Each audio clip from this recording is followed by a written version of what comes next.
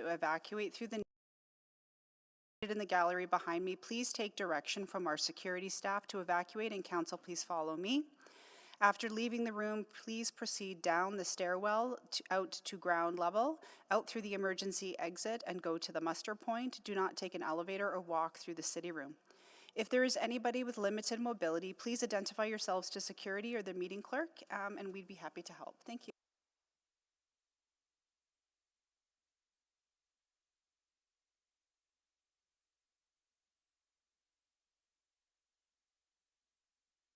All right, good morning, everyone. I would like to call this meeting to order, and I will do a roll call of council colleagues. Councillor Wright. Good morning. Councillor Knack. Good morning. Councillor Principe. Good morning. Councillor Stevenson. Good morning. And Councillor Piquet is away. Councillor Tang. Good morning. Councillor Hamilton. Good morning. Councillor Rutherford. Hello. Councillor Salvador. Good morning. Councillor Cartmel. Good morning. Councillor Rice. Good morning. And Councillor Jans. Good morning. Okay. All right. Roll call is done. Councillor Hamilton, can you move the adoption of the agenda, please? Yes, I will move that the December 10th, 11th, 2024 City Council meeting agenda be adopted with the following changes. The addition or the replacement report on item 10, motions pending, 10.4 sale of land, 10.5 economic development, and 10.6 Edmonton Police Service funding formula. And items to be dealt with together, item 7.1 capital financial update September 30th and 7.2 operating financial update September 30th. Okay. Second, please vote. I'm a yes. Thanks, Councillor Stevenson. We're just sending the vote out now. I'm a yes. Thank you, Councillor Salvador. Councillor Principe, yes. Thanks, Councillor Principe. Thanks, Councillor Rice. We have all the vote. Display the votes, please. That is carried. My apologies. I forgot to do the land acknowledgement. Yeah.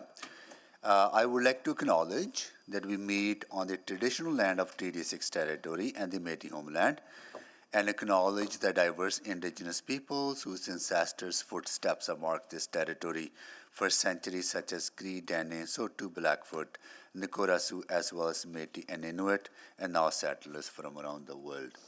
And with that, we're done with roll call. We approve the adoption of the agenda.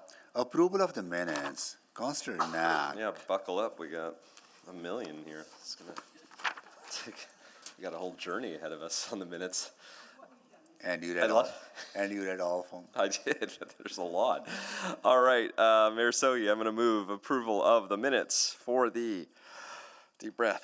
February 16th, 2024 City Manager and City Auditor Performance Evaluation Committee, the May 10th, 2024 City Manager Recruitment Committee, the June 3rd, 2024 Special City Manager Recruitment Committee, the June 12th, 2024 Special City Manager Recruitment Committee, June 28th, 2024 Special City Manager Recruitment Committee, the August 13th Special City Manager Recruitment Committee, August 22nd, 2024 Special City Manager Recruitment Committee, the August 26th/September 6th, 2024 Special City Manager Recruitment Committee, the September 23rd, 2024 Special City Council meeting, the October 4th, 2024 Special City Manager and City Auditor Performance Evaluation Committee, the October 16th, 2024 Independent Council Compensation Committee, and everyone turn the page, here we go.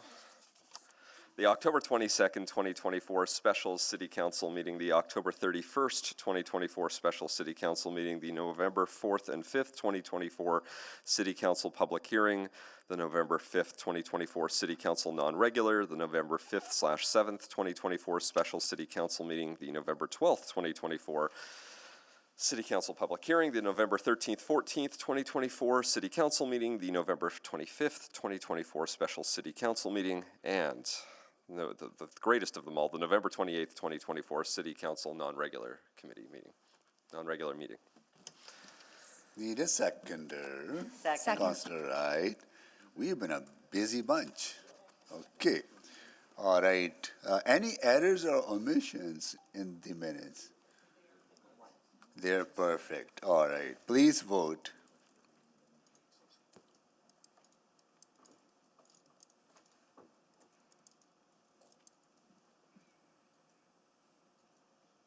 We have all the votes. Display the votes, please. It is carried.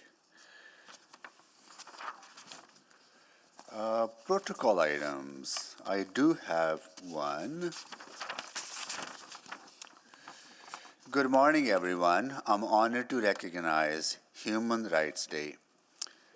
On this day in 1948, the United Nations proclaimed the Universal Declaration of Human Rights to ensure that fundamental rights were universally protected. And each year, we reaffirm these rights for all people, regardless of race, color, religion, gender, ability, or other status. City Council and the City of Edmonton are committed to addressing deep-rooted forms of discrimination that affect the basic human rights of Edmontonians. Because we firmly believe that human rights are core to an individual's health and well-being and to our collective quality of life. Thanks to the help of our incredible community partners, we have made great strides towards creating a more equitable Edmonton.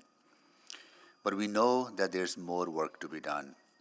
Many people are still facing the devastating impacts of racism and discrimination, and many are coping with mental health challenges, addictions, and intergenerational trauma. This year's theme, Our Rights, Our Future, Right Now, is a stark reminder that we must continue to prioritize this work today to forge a better tomorrow. And it is a call to acknowledge the importance of human rights in our everyday lives. We can all take a more active role by speaking up against hate speech, standing up for those less fortunate, and advocating for all people's rights. And together, we can build a more inclusive and vibrant Edmonton.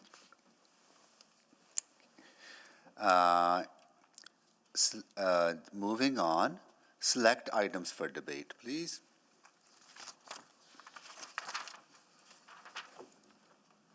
All right, Councillor Knack. Thanks, Mayor Sohi. I'm just going to select the nines. 9, 1, 2, 3, 4. Hold on. All the nines. 9, 1, Those are all 2, 3, 4. I'll leave other must be selected to other folks. Okay, Councillor Tang. Oh, great, thank you. I'll do 7-3.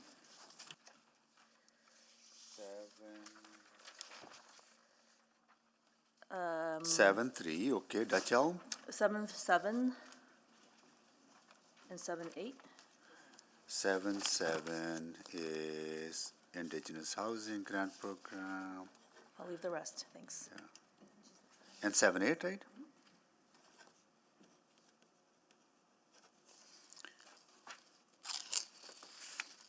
Okay, Councillor Salvador. 7-9, please. 7-9. Councillor Rice. 7.1 and 7.2, that's still just together.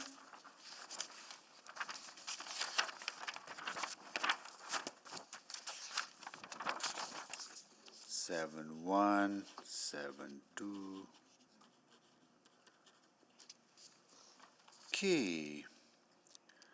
Okay, that is it. So we got 7-1, 7-2, 7-3, 7-7, 7-8, 7-9,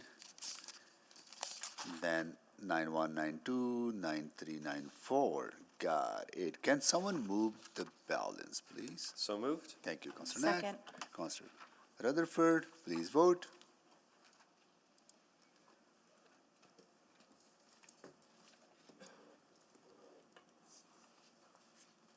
We have all the votes. Display the votes, please. That is carried. Can you please read back to us, Clerk, what we have already approved? Thank you. Thank you. City Council has approved the following reports. 7-4, the updates to City Policy C-529, Immigration and Settlement, a report from Community and Public Services Committee. 7-5, which is the Edmonton Business Improvement Area 2025 Board of Directors, as well as the BIA 2025 budgets, both coming from Executive Committee. And that's it.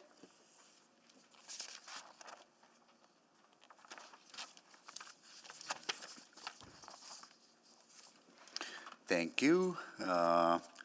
Request to speak none. Request for specific time on the agenda. It says refer to the summary of changes.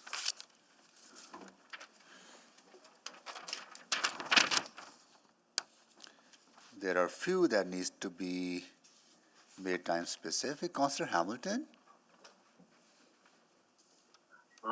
Yes, I will move that the following items be dealt with at a specific time on the agenda. Item 9.1, collective bargaining update number 1. Verbal report be the second item at 3:45 on Tuesday, December 2024. That's today, the 10th.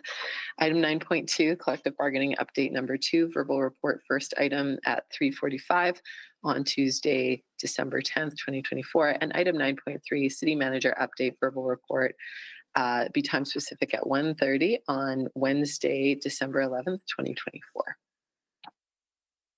Need a seconder? Second. Thank you. Please vote.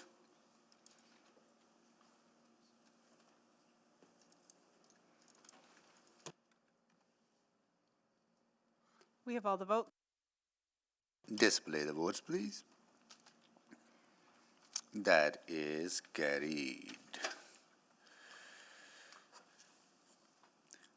Vote on bylaws not selected for debate. Councillor Carmel. Good morning, Mayor Sohi.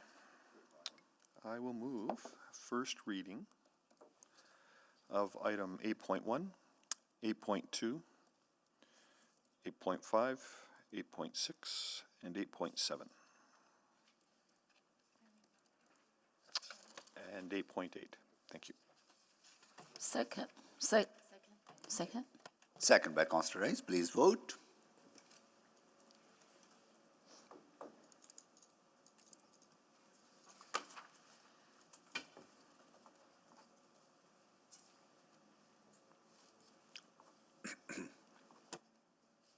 We have all the votes. Display the votes, please. That is carried. Mayor Sohi, I'll move second reading of items 8.1, 8.2, 8.3, 8.4, 8.5, 8.6, 8.7, and 8.8. Second. Please vote.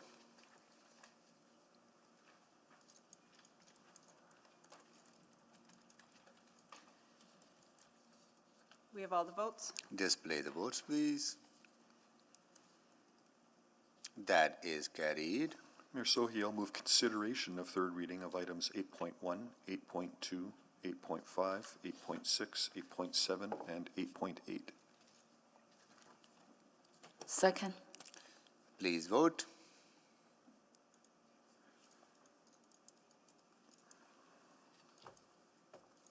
We have all the votes. Display the votes, please. That is carried. Mayor Sohi, I'll move third and final reading of Bylaw 20916, Bylaw 20975, Bylaw 20967, Bylaw 20968, Bylaw 21014, Bylaw 20910, Bylaw 20985, and Bylaw 20950. Second. Please vote for the final readings.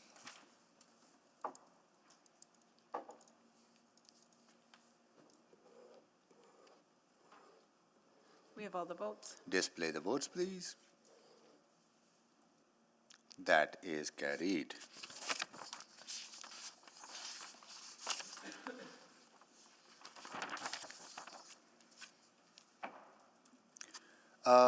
Councillor inquiries. Okay. Reports to be dealt with at a different meeting? None. Request to reschedule reports? None. Unfinished business? None. Public reports? Our first item are 7.1 and 7.2, right? We are going to go to our administration to make a presentation, then we'll go to questions. Thank you. Good morning, Council. Today we're here presenting the September 30th, 2024 operating and capital financial updates. So we'll start with an economic update, then we'll provide the September 30th, 2024 capital financial update, followed by the operating financial update. which includes the preliminary year-end operating financial results for enterprise and utility programs and tax-supported operations, as well as an update on some of the key reserves. I'll pass it on to Felicia to start us off with the economic update. Good morning. Thank you, Harm. So this economic update will cover developments. Oh, sorry. Next slide, please. And the slide next. Thank you so much. So this economic update will cover developments in the Edmonton Census Metropolitan Area, or the CMA, labor market, Edmonton building permit values, and Edmonton CMA consumer inflation. I'll start first with the labor market. On this chart, we have quarterly employment levels in blue and the quarterly average unemployment rate in red, with estimates charted up to Q3 2024. Overall, the CMA labor market has softened considerably since the start of the year. This has come from much weaker employment growth and growth rates falling behind the rate of labor force expansion. The performance of the labor market this year is in stark contrast to its performance in 2023. In 2023, the working age population in the CMA grew 4.5%, but the labor force grew even faster at 5.4%. Yet employment growth is able to keep pace, expanding 5.1% and keeping the unemployment rate largely unchanged from 2022 at 6.1% for the whole year in 2023. In 24, though, through the first 3 quarters of the year, the labor force has only grown 2.3%, even as the working age population expanded 5.6%, and employment growth has been even weaker at 0.5%. This led the unemployment rate in the Edmonton CMA to rise to 9% in the third quarter of 2024. This was the highest unemployment rate across all the CMAs in Canada and the highest in the CMA in 7 years, outside of the COVID pandemic years of 2020 and 2021. While it is a concern that employment growth isn't keeping up with the pace of labor force expansion, it is somewhat encouraging that we are not seeing sustained employment declines, which typically accompanies periods of rising unemployment. We did see modest employment decline in Q3, but Q4 seems to be reversing that trend. Next slide, please.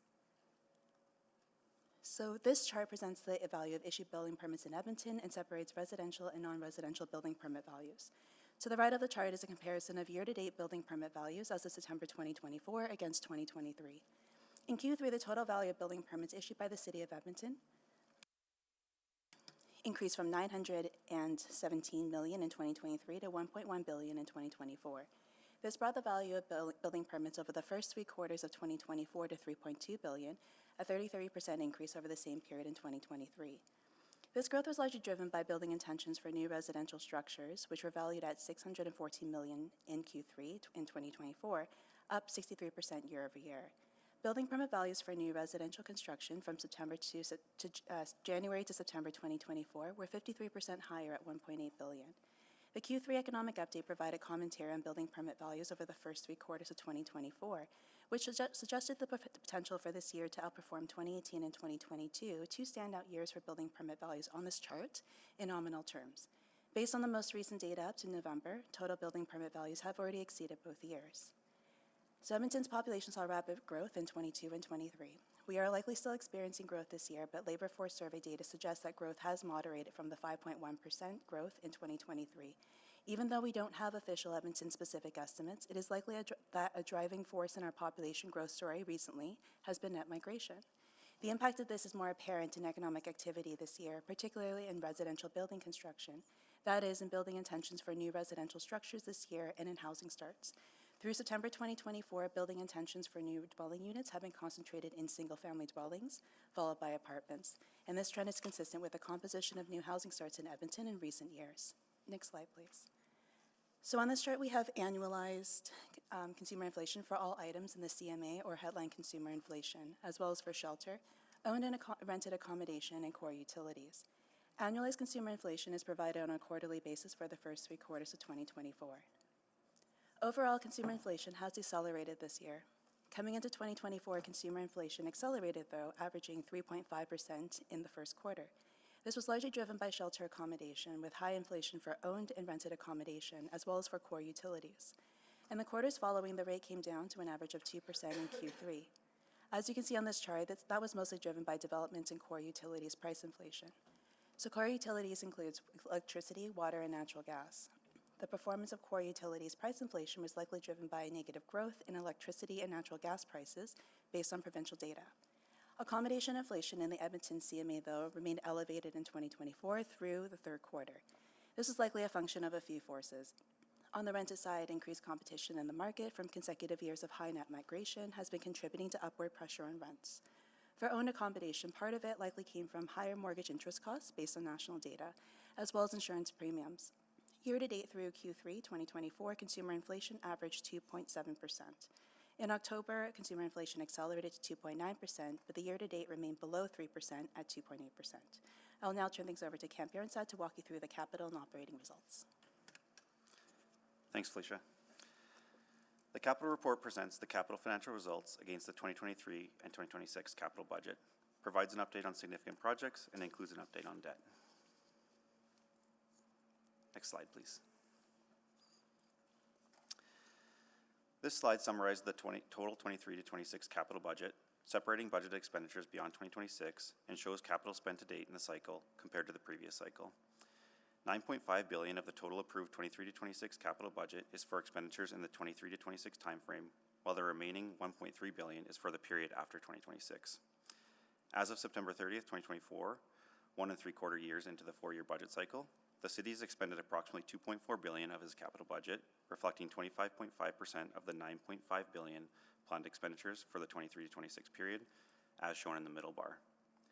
For comparison, at the same point of the previous 4-year cycle, the city had expended approximately $2.2 billion, reflecting 30.5% of the planned expenditures for that period, which is shown on the right bar.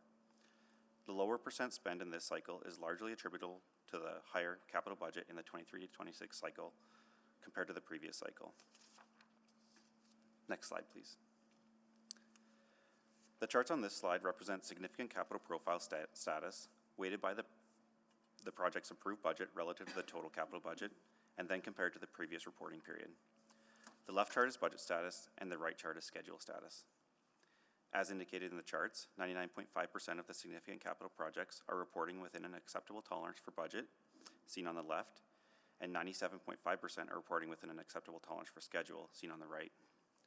Projects within a green or yellow status are considered to be within an acceptable tolerance. Red, yellow, and green project statuses are further explained in attachment 2 of the capital report. The red status for schedule is primarily made up of Ironworks building rehab, Imagine Jasper Avenue, 114th Street to 124th Street, Transit Smart Fare System, and the Enterprise Systems Transformation Program. The red status for budget is primarily made up of Heritage Valley Land Development Project. Similar to the Q2 capital financial update, we are also showing the Enterprise Commons project as yellow for budget status. We are still working with the contractor to finalize additional costs that may be incurred and are currently in ongoing negotiations.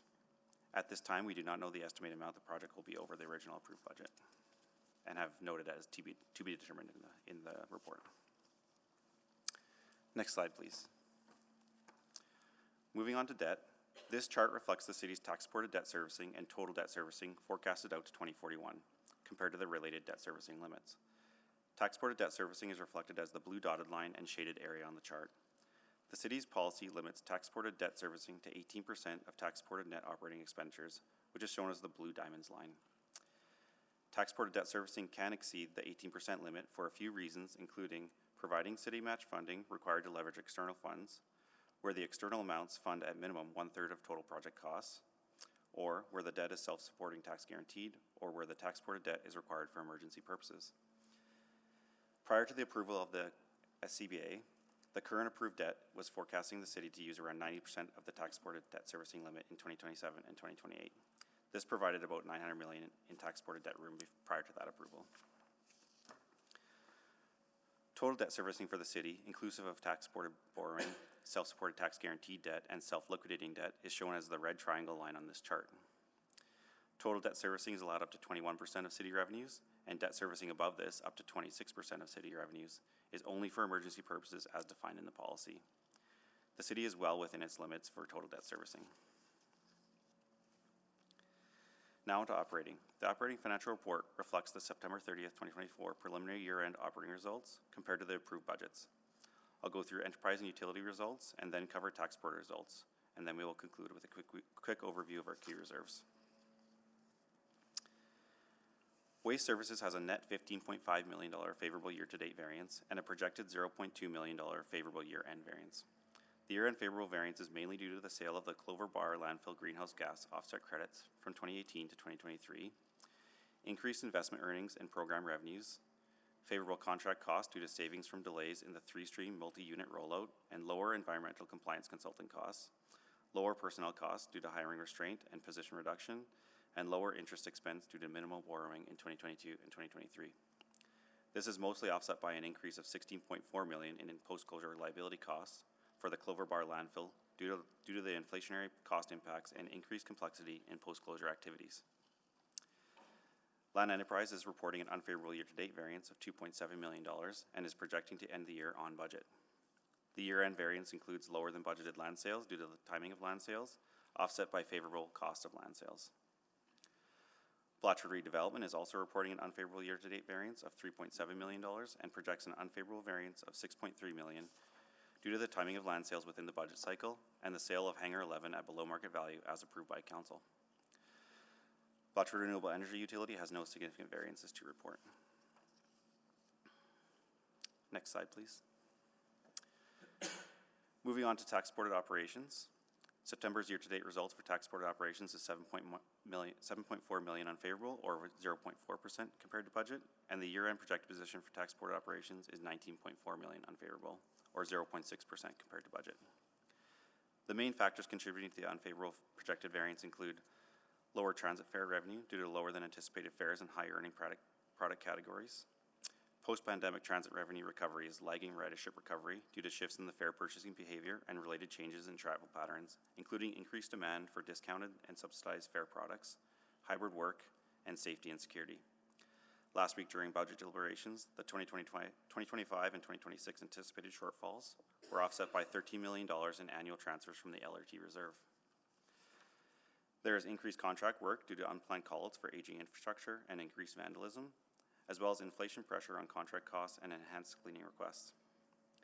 Higher maintenance, parts, and material costs due to inflationary cost pressures.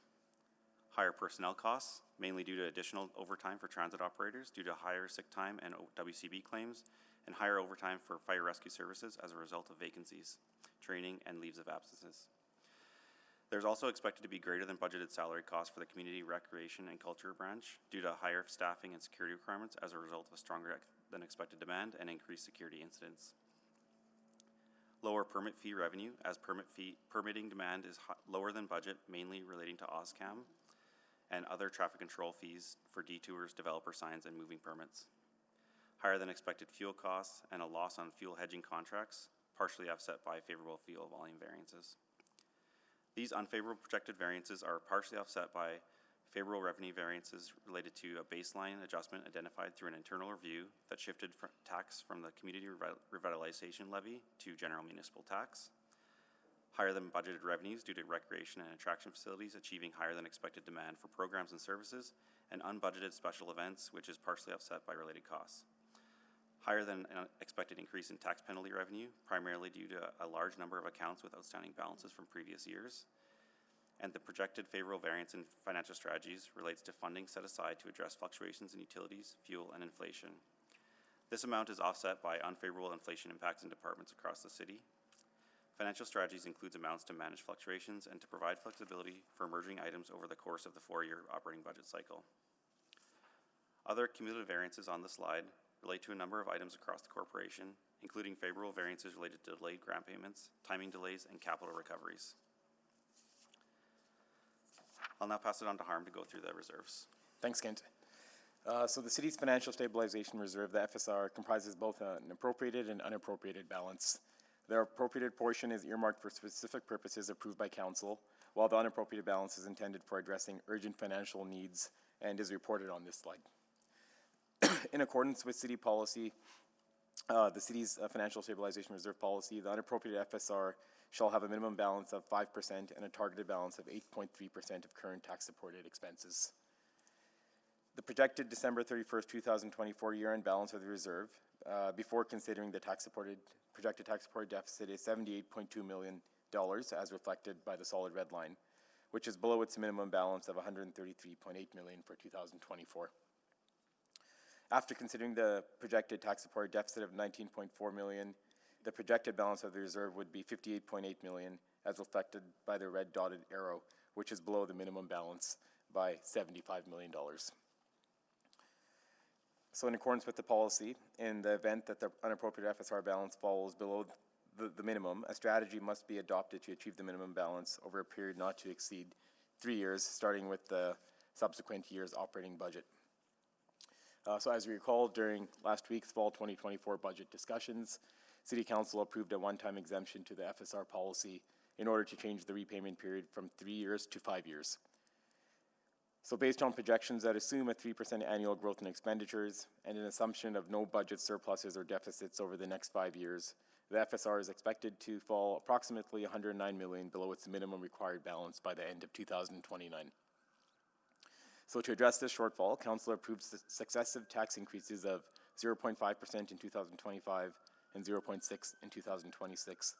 These increases are expected to generate $24.8 million in tax revenue by 2026.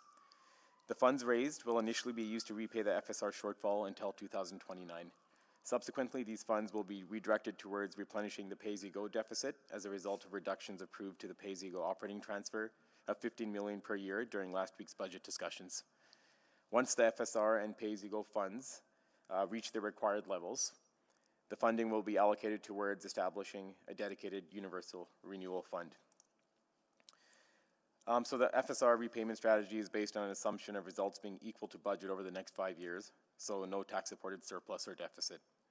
If the FSR's financial position improves over the next 5 years, potentially because of tax-supported surpluses, thereby requiring less funding for repayment, the excess funds will be reallocated sooner to replenish pay-as-you-go and expedite the creation of the dedicated renewal fund.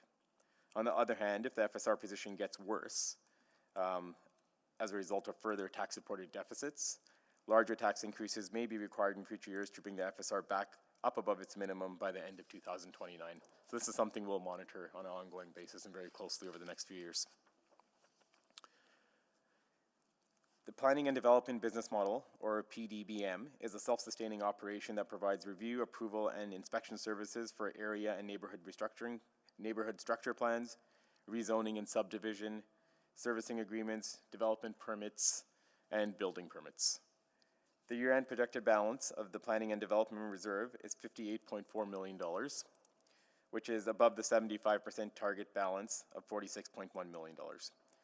To return to the target balance, administration will be shifting ongoing expenses to PDBM for enforcement, inspection, and landscape security administration activities directly related to these services. Adjusting staffing levels to meet high volumes of permit applications and inspections that have previously been communicated. Maintaining incremental fee increases below inflation, but continuing to charge for services provided. And conducting a cost of service study to assess the costs and revenues of services provided by the PDBM to ensure a sustainable business model for the city. The high reserve balance is in part thanks to efficiencies and continuous improvement, but primarily driven by record levels of immigration and housing starts in the city. With national immigration expected to slow in 2025, our estimate is that we will be drawing on the reserve by the end of 2025 and back below the 75% target by the end of 2028. Moving on to the Traffic Safety and Automated Enforcement Reserve, the projected year-end balance of the Traffic Safety and Automated Enforcement Reserve for 2024 is $8.2 million, which is above the required balance of $1 million. As you may be aware, on November 29th, 2024, the Government of Alberta formally announced policy changes to Alberta's Automated Traffic Enforcement Program. The policy changes include prohibiting automated traffic enforcement on provincial highways or numbered highways, including roads that connect with provincial highways, restricting automated traffic enforcement only to playground, school, or construction zones, and limiting intersection safety device enforcement only to red light running and not speeding. These changes will result in significant safety and revenue impacts. The annual estimate of revenue impact is potentially a reduction of $12 million a year. We're still analyzing that number, but that's a high-level estimate. And the reduction in this funding could result in the reserve not being sustainable past 2026. With the positive reserve balance and program changes, it's anticipated the reserve balance will stay positive and able to fund the Safe Mobility Program in 2025 and 2026. An overall program sustainability review and long-term funding options will be needed to address the projected funding gap, likely starting in 2027. As committed, administration will keep City Council apprised of updates as the policy changes are implemented and any new information is shared. as any new information is shared from the province. So that concludes our presentation today, and we'd be happy to take any questions. Thank you so much for the presentation, and we will go through the questions, but can someone move the recommendations in both? Consider Yeah, I will. I can move receive as information information. for both of Yeah. them? Okay, great. We need a seconder, Councillor Knack. Second. Okay, all right, now we'll go to questions. Councillor Rice, you exempted this, please go ahead. Sorry, I examined it, and I didn't have the further question, but I do have subsequent motion and Yeah, that's fine. related to 7.1. Okay, no worries. And Other in case other my Yeah. colleagues have Yeah, questions. other colleagues, other questions. Councillor Tang, go ahead, please. Great, thank you. I guess I just want to check something. Thank you very much for this pretty comprehensive report. I think a lot of it was deeply delved into during budget deliberation, so it's a good review. Correct me if I'm wrong, but GOA lowered their borrowing rate. And did that impact any savings for us at all, or is it applying for a new borrowing moving forward? Right, so the GFOA the Treasury Board has indicated that they're going to be lowering their rates. We're anticipating to know that rate probably in the first quarter of 2025, what the lower rates would be. Oh, I see, it's not finalized. Okay. Yeah, it's not finalized yet. So once we know that, then we'll be updating our borrowing forecasts and providing you revised figures. But that would be like kind of moving forward, not anything retroactive, obviously. Correct, yeah, that would be for new borrowings. And I was wondering about just the capital spend to date. You know, we're borrowing more since in the last 4-year budget. We're building more things at 25%. How do we ensure, we on track to maximize that capital budget earmark for the by 2026? Wondering if there's any kind of plans in place. So I think we try to spend according to plan as best as we can. So typically we're hitting a ratio, as you indicated last week, Councillor Tang, around 70% of our annual spend, 60-70%. So we're still tracking according to that. This year the spend, like this quarter, it's a little bit less than when you compare it to the prior capital budget cycle, yeah. percentage-wise, and that's just due to the magnitude of this budget. It's a bigger capital budget over this 4 years compared to the last cycle. Okay, great. I don't know if you wanted to add anything, because you I don't know that I have anything too much further. Harm's right. We're always looking at, our current cash flowing and our schedules and trying to tighten that, but there'll always be a little bit of a gap just in the nature of how the capital projects flow. But we're absolutely working to improve that, tighten that up. And as Harm said, we continue to adjust and track that with his team as we go in each of these quarterly reports and update it for current status. Yeah, lots of feedback from the community around just feeling feels like there's a lot more than usual construction going on, and it also shows that yes, we are actually having more spending on construction. And then I just want to double check something on the variance page. That gap for Ride Transit, what we earmarked is for moving forward. It doesn't address the shortfall identified here, correct? Correct. Okay. Great, that's all. Okay. All right. Councillor Rice, can you take the chair, please? I have a chair. Oh, so you're the mover, actually. Councillor Tang, you're going to take So the chair. taken. Thank you. I have number of questions. Can you speak about the changes in Bill 20 that impact the affordable housing tax grant, because that was a pretty positive change in Bill 20, right? And how would that impact the grant funding that we have created to offset the taxes that affordable housing providers pay? We created that $6 million grant funding, right? Is there possibility that that grant may not be needed anymore because of that change in affordable tax grant by the province? So I'll maybe weigh in here. It is potentially possible.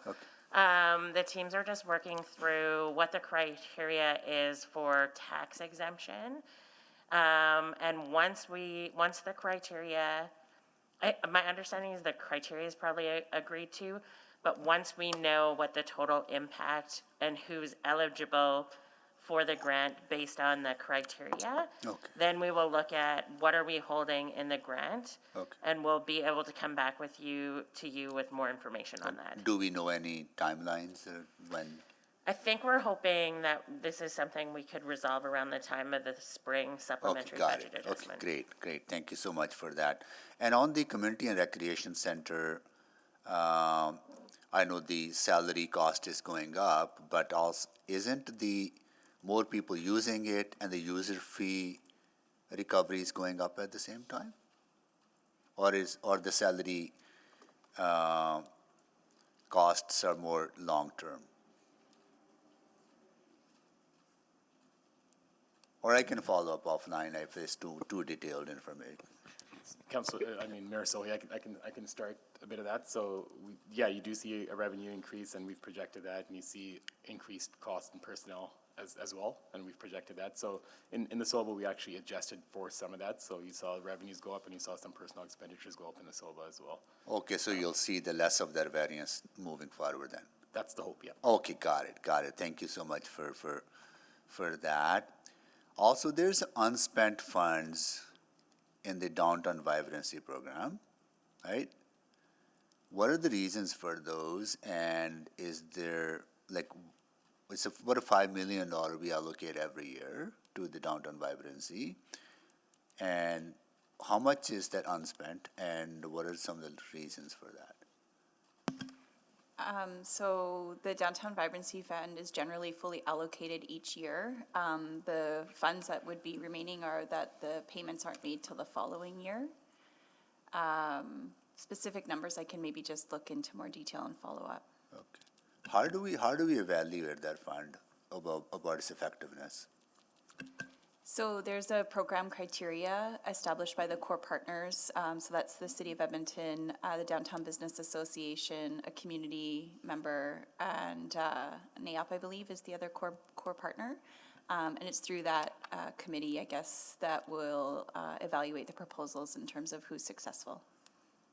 Okay, but do they do evaluation of the projects that they have funded and say, okay, this has worked, this hasn't worked? For example, that sign in Churchill Square comes to mind. I don't know how many people actually come downtown to see that sign. I can follow up on that. I do think there's a reflection of what has been successful and what the leverage dollars have been in terms of investment to combine with the city's investment. Okay, because I would be interested more in getting the value for the money, right? And also, I know this may not be the appropriate venue because this is more about the financial updates. But I want to get a little more deeper into that. Maybe I'll follow up offline. I have seen other investments that I would question whether they're valuable or not. But I will follow up that online. I do have another question. Maybe I'll have to come for second round. I'll move a second round. Second. Sorry, please vote.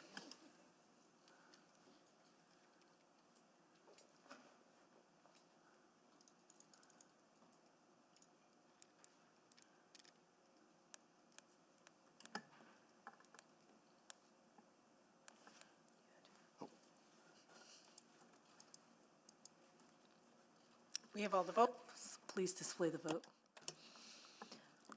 And that's passed. I guess, Sohi, if you want to continue. Thank you. Two remaining questions. One is related to the Planning and Development Reserve. I understand that sometime in the past, that reserve was replenished from FSR, right? And why would we not recover that replenishment and put that money back into FSR when we know there's a big surplus in that reserve? So if it's okay with Kim, I'll start, and then I'll pass it over to Kim. So back in, I believe it was 2017, there was an audit of the current planning reserve conducted. In that audit, it identified that a total of $12 million from the current planning reserve had been allocated to things that it shouldn't have been under the current planning policy. And that was then impacted the tax levy and the amount that ended up in the FSR. So to rectify the situation, council at the time approved a one-time transfer from the FSR back to the current planning reserve to replenish the money to the source when it was determined that the original source was inappropriate. So then prior to replenishment or prior to taking money of FSR, putting towards the reserve, council made decision that took money out of the reserve or the planning reserve and used for ineligible Yeah, they expense. essentially used money from current planning reserve to fund things that should have been funded by the tax levy. Okay, got it. And so the replenishment was the correction of that action. I see. Okay, got it. Thank you for that clarification. And my last remaining question is, what is the taxpayers' exposure related to Bradford? Because I met with business leaders yesterday. My understanding that taxpayer dollars are not going towards subsidizing Bradford, but there's impression out there that taxpayers' dollars are subsidizing Bradford. I think we're using our working capital for some of the investments, and that will be replenished or recovered back through fees and charges or other forms of revenue from Bradford, right? That's correct. There's I guess you could call it a working capital loan for the Blatchford utility, like basically borrowing from the city. The idea is to pay that back through future utility rates or grant if we get it for the Blatchford utility. So that's the only exposure right now. Which is what happens if the working capital is not paid back. That's one exposure, right? Correct. Or if I think there was $10 million or $15 million identified in the utility, that if Blatchford office is unable to access some grant funding, then that will be the exposure to the city. That's correct. Okay. I wouldn't mind a memo on it because there's a lot of misinformation out there among business leaders.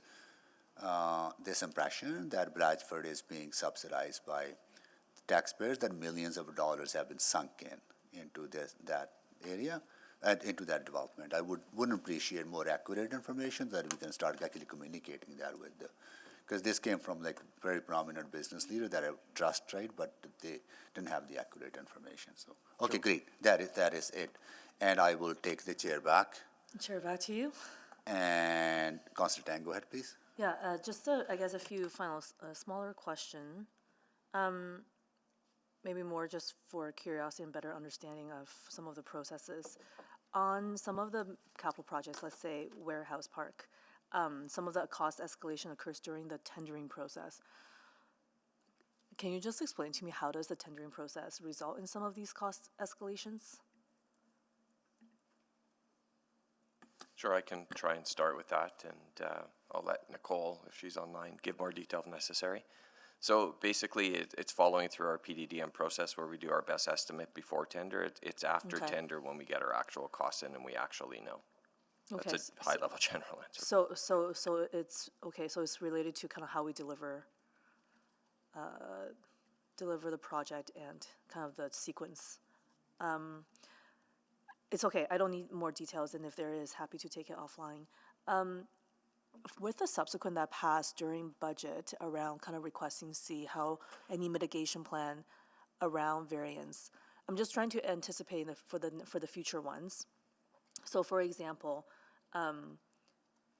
there's the variance due to say aging infrastructure, increased vandalism, for example. Are we gonna get is it gonna be in that section? It will just say, here's where we're seeing most of the vandalism and enhanced cleaning request. here are some of the causes of that, and here's administration plan to address, you know, whether it's transit related or is it like capital clean related. Right, so that's kind of how you've explained that, Councillor Tang, that's kind of the idea. So we were just actually talking about that yesterday, about how we would incorporate that into future operating financial updates. So when you see a variance, an unfavorable variance that's over $1.5 million, with that we will provide a reason of why there's that variance and what the plan is to address that. Yeah, because I think some of these, a lot of these are already in our structural budget challenges action plans, so we would bring those forward. okay, that's good to know, because I think a lot of my questions like, oh, what are we going to do about this? But you know, I think you're embedding a structure to address it. One thing around standards, community standards and neighborhoods on page 9, wondering why is revenue down lower than budgeted? Was there any particular reason? Just let me catch up with you here for a second. This is on the operating side. Page 9.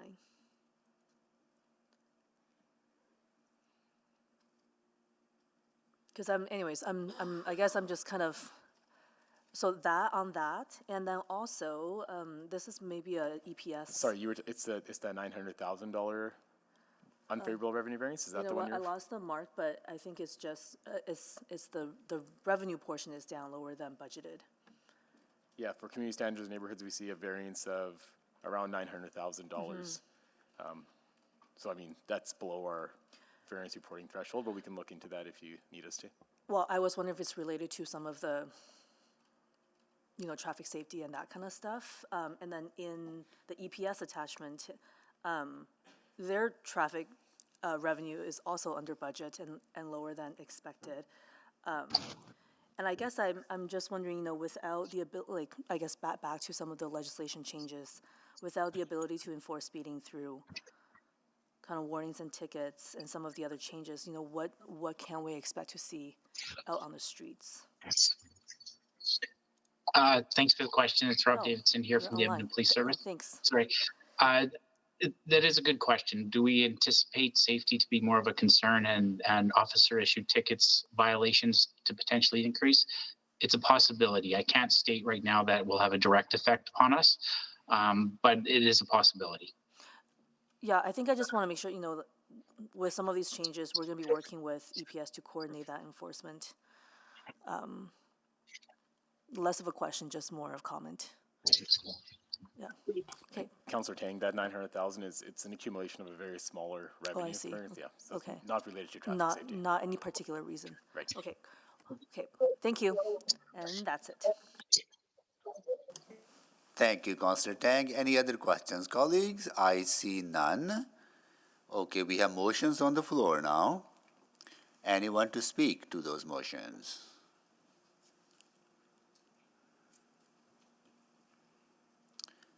If no one is speaking, Councillor Rice, you want to close? Just very quick, and Yeah. thank you all the work, great work and administration team put on this. And I know we had a really deep and a comprehensive discussion on the budget. I'm looking forward and how I understand we already have a plan, we already have action in the place to address our budget pressure and for the certain points in terms of like deficits, and so I'm looking forward and for that work continue to be on. I think our administration did put lots of effort, and I believe our Edmontonians will appreciate all the efforts and we put on to all those work. Thank you. Thank you, Councillor Rice. So please vote.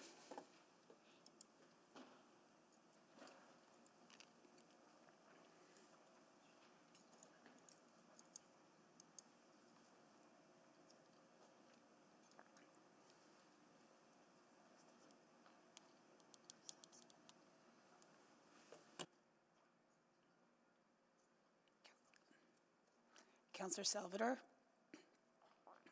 We have all the votes. Display the votes, please. That is carried. Okay, before I go to Councillor Rice for her subsequent, I want to welcome some guests who are visiting us, the students from Good Shepherd Catholic School, and they are here with their teacher, L. Miller, right? And your ward councillor is Councillor Hamilton, Ward Sipiwinawag, and Councillor Hamilton is joining us virtually. If you look to the screen, you will see her waving to you. Here we go, there she is. Thank you so much for joining us. Are you having fun at City Hall? That doesn't sound like fun. How much fun are you having? This much fun or this much fun? No, that sounds like fun. Okay, and are you here for just for the morning, for whole day, just for the morning? And are you doing your mock council? You are. Have you done it or are you going to do it later? After this, you're going to do it. Okay, have you selected your mayor yet? So your worship, you want to come down to the podium. Want to come down to the podium?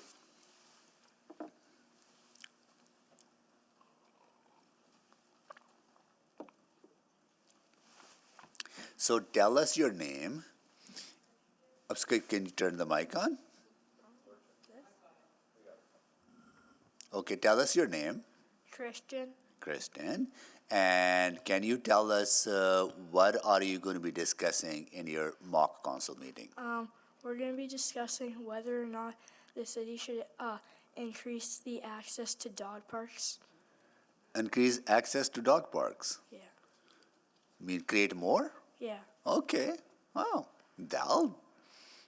I think that'll be good discussion. I'm pretty sure many of you do have dogs, right? So, yeah. So, would you let us know what do you decide after your discussion?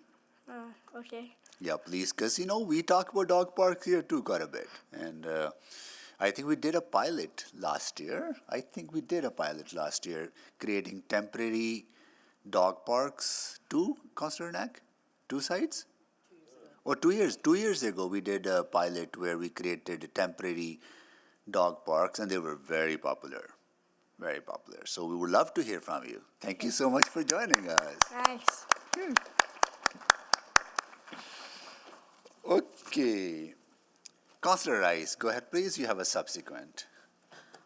Thank you, Mayor Selhi. So I'm going to put the wording here. Thank you. I move that administration provide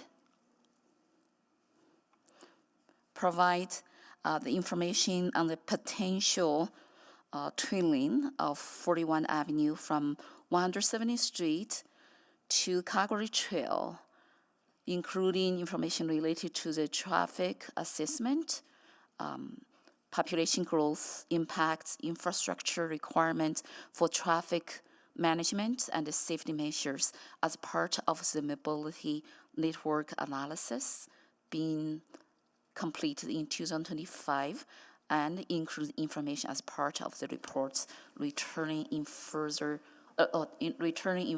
quarter 2025. Okay, I'll second that. Mayor, sorry, can we just confirm, so just so that I'm crystal clear, because we just got this. So the quarterly financial reports are one thing, providing information in addition to what's normally provided by the CFO. Can I just get clarification? Is this a standalone report, or is this separate? Because this is different than what Stacy would normally provide, and I'll turn it over to Stacy to supplement. Yeah, please, yeah. Yeah, I think we would just be looking at whether you want a separate report on this. It isn't something that is necessarily a part of what I would bring as a capital financial update. It would have to be a separate standalone report, not as part of the update. So if those wordings can be changed, then it's in order, right? Or it's still in order, but you want to have a separate report. That's what you're suggesting, right? For clarity, we are bringing a mobility network analysis report in Q4 of 2025. Okay, so this could come along with that? Yes. Okay, good. All right, so can we make those changes, please? Okay. Councillor Rice, you want to make the introduction, please? Will be very short for the introduction. So the 41 Avenue is our city's outer boundary, and with the combination of the development and the high density in the south area, so the traffic congestion becomes a big concern, and as a result, and then impact the safety, and then for the neighborhood around 41 Avenue. I actually use the 41 Avenue every day and in and out, and for people go to work, and then for students go to school. So I request lots of emails, and then from the community, and there are several communities there, and due to the safety concerns, and then hopefully, and then this could including some information as requested and by the constituents, and also provide the information for us to look at what infrastructure requirements or improvement and could address those concerns. Okay, I got some advice. Councillor Rice, this subsequent, because it does not relate to the capital and operating financial update, so this will not be in order. The best approach would be that you make this as a notice of motion, and if it's urgent, you can ask council to waive the notice of motion, make a notice of motion without customary notice at the end of the council. So that would be the most appropriate process for us to take, because this does not, I'm advised, does not relate to the financial and operating update. So I will take the advice from administration, and I will discuss with them, so which path I want to move. Great. And letting you know later. Okay, thank you. Thank you so much. Great. Okay, so it's drawn. Any other questions? Sorry, anything else on these two items? Seeing none, we are carrying on with our next item, which is 7.3 Dutch elm disease update verbal report.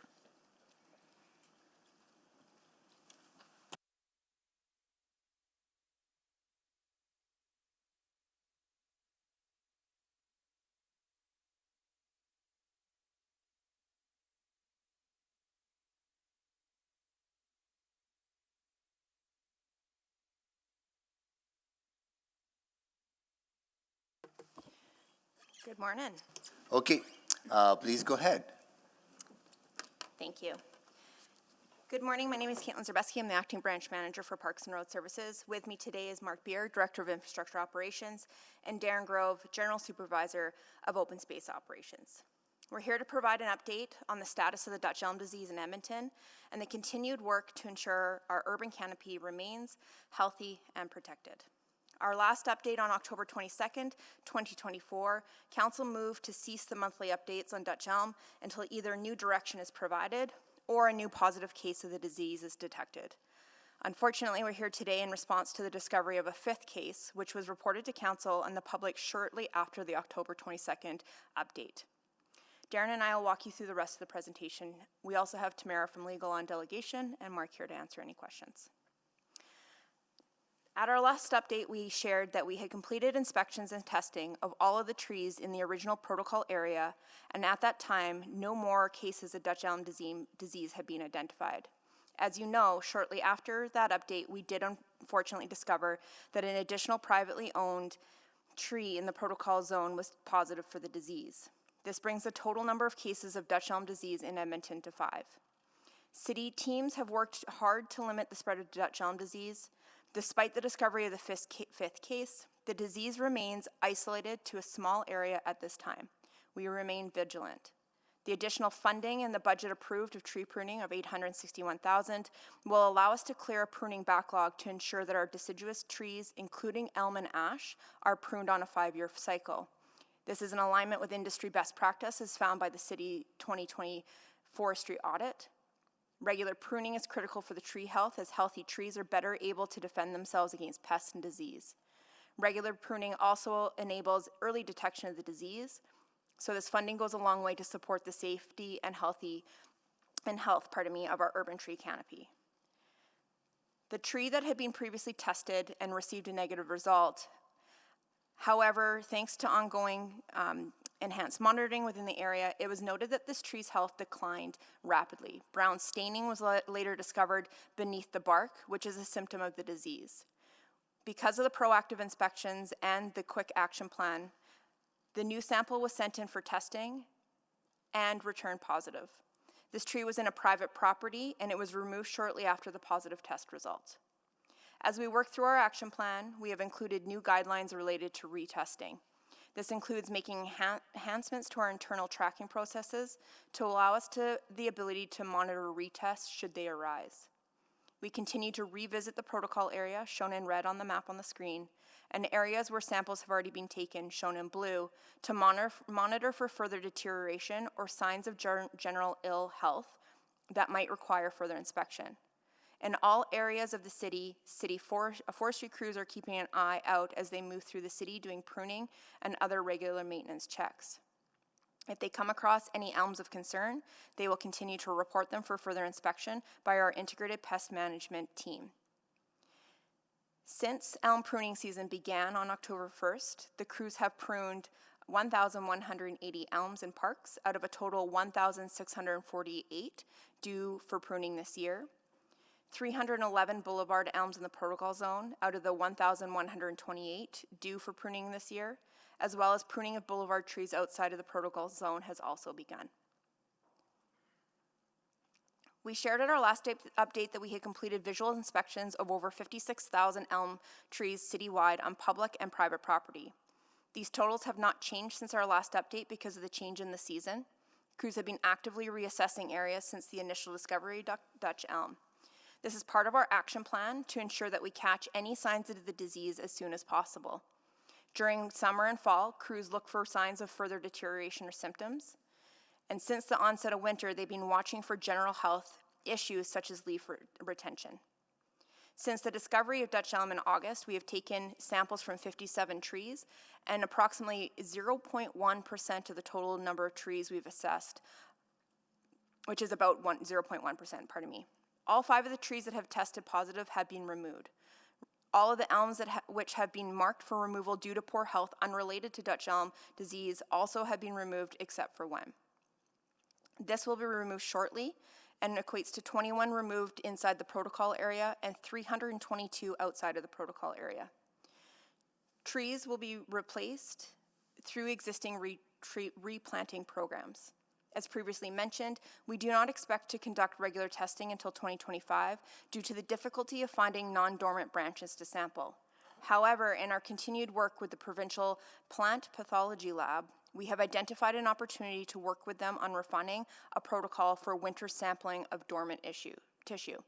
Staff have not identified any specific elms that require increased monitoring yet. If they do, samples will be proactively submitted for testing in the winter in the hopes that any additional infections can be identified. This is a new procedure, and if diagnosis can be successfully made in the winter, it would allow us to remove infections before the fungus and beetles become active in the spring. Additionally, when observed if staff observe elm firewood in backyards, they issue courtesy letters to educate residents and request they remove it when found. Elm wood is permitted to be burned immediately, but cannot be stored as per the Community Standards Bylaw. So ongoing work, many of the things that we mentioned in our last update are still ongoing. So as Caitlin had mentioned, elm pruning season began on October 1st as trees enter dormancy for the winter. The best time to prune trees is when they are dormant during the cold months. City arborists and urban foresters have been working hard to complete the planned pruning. As mentioned, they continue to assess overall health and making note of any visible concerns such as leaf retention. If any concerns are found, samples are taken immediately. Assessments for symptoms of the disease across the city will continue in the spring when the trees are no longer dormant and the majority of symptoms become obvious again. We are also planning for fungicide application in the spring when the treatment is most effective. To ensure we're ready for any eventuality, we're working with the Canadian Food Inspection Agency and Alberta Agriculture and Irrigation experts to enhance our planning, testing, and response protocols. This includes scaling up our operations and refining our approach to large-scale scenarios, should they arise. We continue to share information and reminders with Edmontonians who are eager to learn more and help protect the tree canopy. Since our first citywide communication on September 3rd, there have been 143 inquiries to 311 about Dutch elm disease. That was between September 3rd to December 5th. Communications has focused on the burn it where you buy it message for firewood, proper pruning and disposal at the Edmonton Waste Management Centre. So far, Waste has accepted approximately 183 tons of material, with nearly 18 tons coming directly from residents. Urban forestry crews continue to leave informative door hangers at any homes where a privately owned elm tree has been identified, as crews are conducting their routine work across the city. We have also developed a door hanger for homes where sampling for the disease has occurred and crews were unable to reach the resident. This informs residents that sampling occurred and provides additional details to educate and inform the resident. We continue to update edmonton.ca/Dutch elm as the primary source for public information. The next planned update is scheduled for February 2025. In the meantime, we will continue to share information through the PARS Weekly Council update email and inform the public of any significant changes. Thank you. Well, thank you for the presentation and your work as well. So we'll go to questions now. Councillor Tang. Great. Maybe I'll first move that this report be received for information. Yes, please. Thank you. Second by Councillor Deferred. Okay. All right. Go ahead now. Yeah, thank you very much for this update. Obviously, really disappointing to have that detection right after the last update. So I guess a few things. A little bit surprised to hear the best time to prune, and in this case, it's prune specifically or positive case trees, and the best time to do that is in the wintertime. So the best time to prune a lot of the different species of trees is in the wintertime. Elm specifically, we only prune in the off season just because there's less chances of transmission with beetles and other insects around. So we've always pruned the elm trees outside of the pruning ban season, so between October and April. But a lot of the trees, it's less harmful when the trees are dormant to actually do the pruning work on them. And to clarify, Councillor Tang, it's not to prune positive trees, it's to prune all elm trees. To prune all elm trees. And then is that what you recommend to homeowners as well if it's on the private property? That's correct, yes. And that's in all our key messaging as well. Yeah. And then with the service package we just recently approved, you know, I guess I just think about, like, had that not been approved, like, I guess you wouldn't be able to do a lot of the pruning work, which is really important for preventative That's correct. measures. We're very grateful for that additional funding to be able to ensure the health and the safety of the tree canopies, but also making sure that we're adhering to our service timelines. Yeah, great, thank you. And then I know previously we've sort of, like, you know, hearing from you that you like to return with update when there is meaningful update, because your next time will be January, February, and as we head more into spring, maybe there's more likelihood of detection and whatnot. Can you just talk about that rhythm of reporting? Yeah, our next planned update would be in February of next year, and the original motion, maybe I'll let Aileen speak to it, had originally said that we would provide an update if there was no new detection in May of next year. But because we had that detection, unfortunately, right after, that's changed that. So maybe I'll turn it over to her. Yeah, so just to clarify and remind Council, the motion that was passed on September 10th is that administration is to provide monthly updates to Council for the next 6 months. So there'll be a really short update in February and March, written or verbal at the discretion of the department, and then there'll be a gap, and then the final report will be in May in alignment with the direction provided by Council in October. Okay, and so we'll just stay with that. Yeah, and I think the preference would be provide a memo through the winter months, Councillor Tang, unless something substantial has arose, and then to have a more substantive verbal update in May of this year, of 2025. Okay. So if this is received for information, is that what, like, I guess I'm a little confused then. So we'll just move forward with what Aileen kind of mentioned. Council's already provided that's direction. right. This can only be, or can't only, receive this for information, and you'll see them again in February. Okay. So just to clarify, are we able to provide a memo as the update? I'm seeing Aileen shake her head now. Okay. Asked and answered. No. Okay. Okay. So she says no. No, council has provided direction that it wants a monthly update to city council for the next 6 months regarding Dutch elm disease in Edmonton. Okay. So I think, for now, maybe that, like a quick presentation, quick update would be sufficient.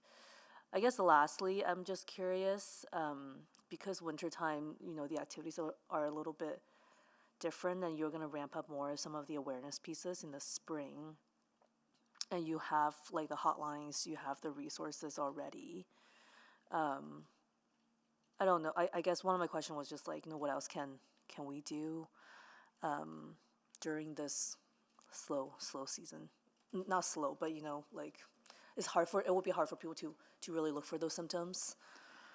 Yeah, I think, Councillor Ting, to answer your question, the crews are doing everything that they can at this point. So internally at the city, we really would rely on public to make sure that they're not storing elmwood, firewood over the winter time, that they're adhering to the community standards.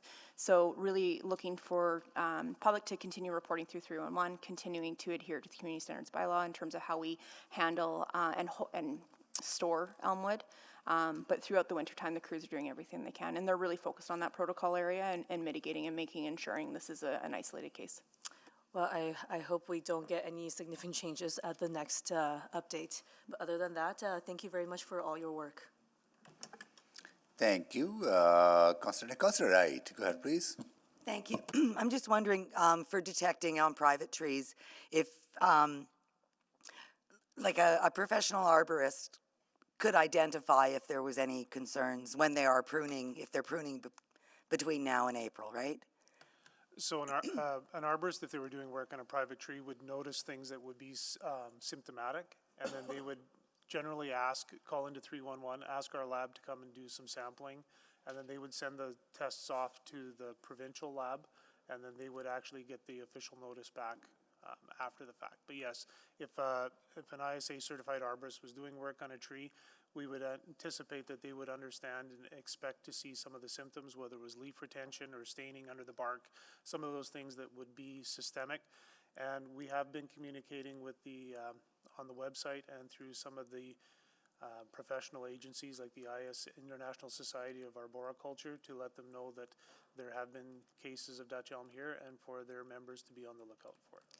Okay, so if residents are concerned on their private property, they can contact an arborist to come do that pruning, which probably should be done on a regular basis anyhow, right? Yeah, it's part of the due diligence of owning an elm tree on your private property. So they can do two things. They can contact an ISA certified arborist, or they can call 311 if they need some assistance. Okay, perfect. Thank you. Thank you, Councillor Wright. I do have some questions, but before I do that, I want to welcome some folks who are visiting our guests from Newcomer Center. Is that the Mennonite Center? Or yeah, Mennonite Center for Newcomers. Okay, great. Huh? Former Mennonite Center, now it's called EMCN, now it's called Newcomer Center. Okay. That's what it's called now, Newcomer Center. Former Mennonite Center, right? Okay, right on. And they are here with their group lead, Mamutova. They got it? Okay, thank you so much for visiting us. And your center is actually located in Ward Odeman, which is Councillor Stevenson is the representative for the ward, right? Thank you so much for joining us. Are you sticking around for a while or just here for a little bit? Just a couple of minutes. Oh, I see, okay. Well, enjoy, have fun. Thank you so much for coming to visit us. And I hope you're enjoying City Hall. Cool. Oh, same to you. Enjoy the holiday season as well, all of you. Okay. Councillor Rice, can you take the chair, please? I have the chair. Yeah. So, couple of questions on the pruning. Do we do pruning in-house or do we hire contractors? We have a combination of both. There's actually about 60% we try to do in-house and about 40% with contractors. Okay, so with the funding approved, how quickly you'll be able to scale up the work? We'll be able to scale up very quickly. So a lot of the work that we're going to be utilizing the additional funding for will be for new tree pruning. So we'll be able to hire some additional staff and concentrate on some of the new tree pruning. And a lot of that we can be doing very quickly with smaller trucks, so we don't need large aerial trucks and things. So been working with the urban forestry team to put together the plan to utilize those funds, but we will see significant uptake in the amount of pruning that we can do with that funding. So this winter, then, it's not that come January, February. That's correct, Mayor. So the combination of in-house expertise as well as contracting allows us to surge quickly as we get our plans in place to put some permanent folks into place in order to do that work. Great, thank you. That slide, that says ongoing work and communications. What does it say, like 182 all year, 158 and 143 September 3rd to December? What does that mean, number of trees pruned? Like what is like No, so that's on slide 4, Mayor, is that right? I'm sorry? Yeah, so that's number 311 calls. So that would be showing the change. Last year we had 182 all year for 2023 for 311 calls related to Dutch elm disease. Okay. Or Dutch elm, sorry, not to the disease. In 2024, from January 1st to September 2nd, we had 158 calls.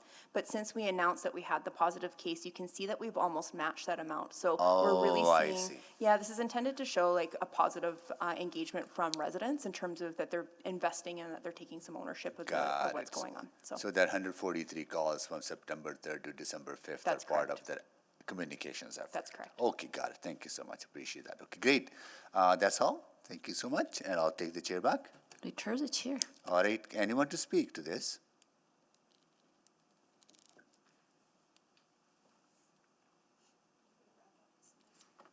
Okay. Okay. And Councillor Tang will wrap it up with a thank you as well from all of us. Yes.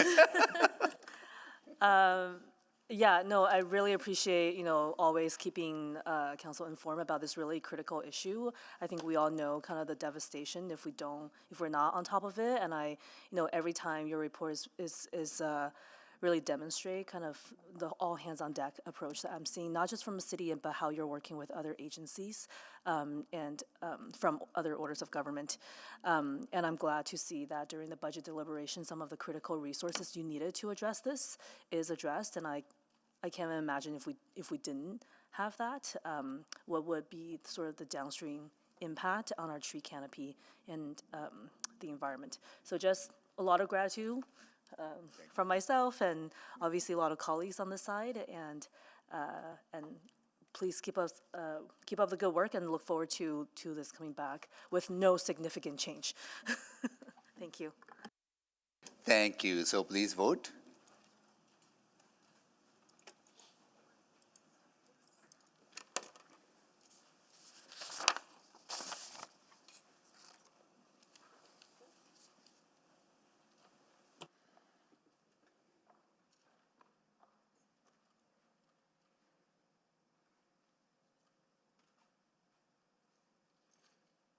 We're still waiting.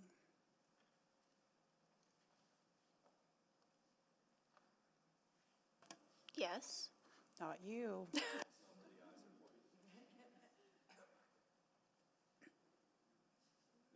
Councillor Jans?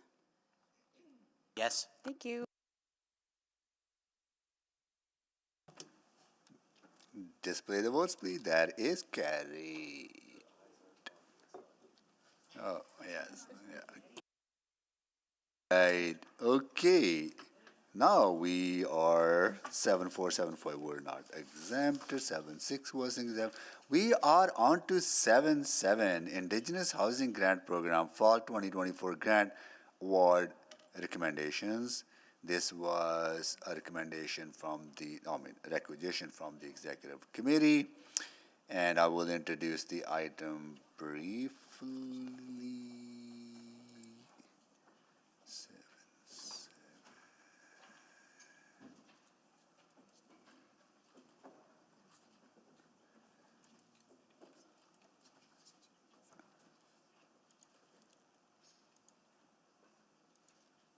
Okay, Councillor Rice, can you take the chair, please? I have the chair. Thank you. So this item was at the executive committee, and there were a number of people from on behalf of applicants who were signed up to speak, and we were able to hear from the speakers and conclude questions to the speakers at the executive committee. And due to heavy agenda, this item was requisite to council because it was supposed to come to council anyways for final approval because of the funding requirements. So thus this is here. And now we will open for questions from council members to administration. And Councillor Tang, you exempted this, so I'll start with you. And I'll take the chair back. Oh, okay, Chair, great. the chair.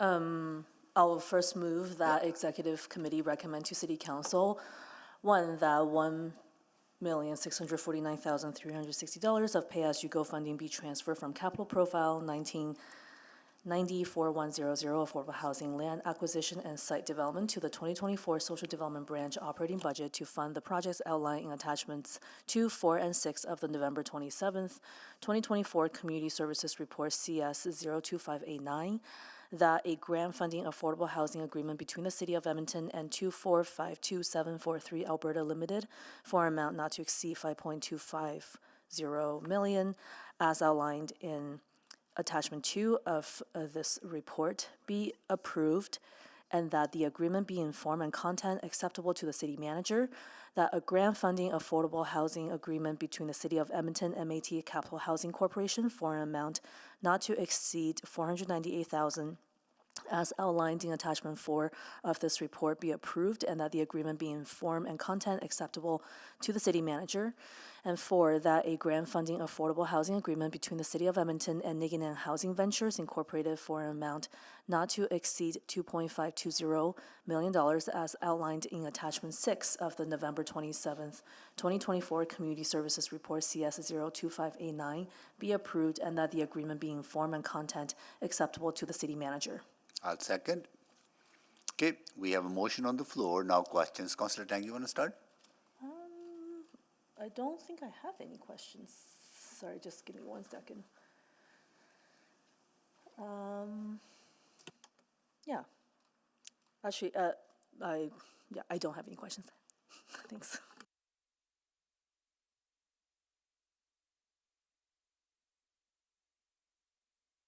Colleagues, any other questions? Councillor Rice, go ahead, please.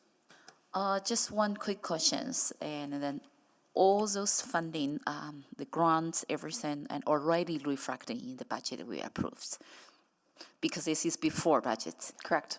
Okay, that's all. Thank you.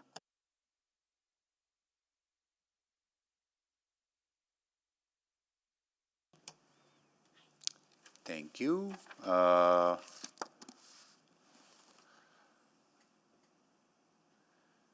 Okay, I want to welcome some students who are visiting us from Good Shepherd School, grade 6 class, and they are here with their teacher, J.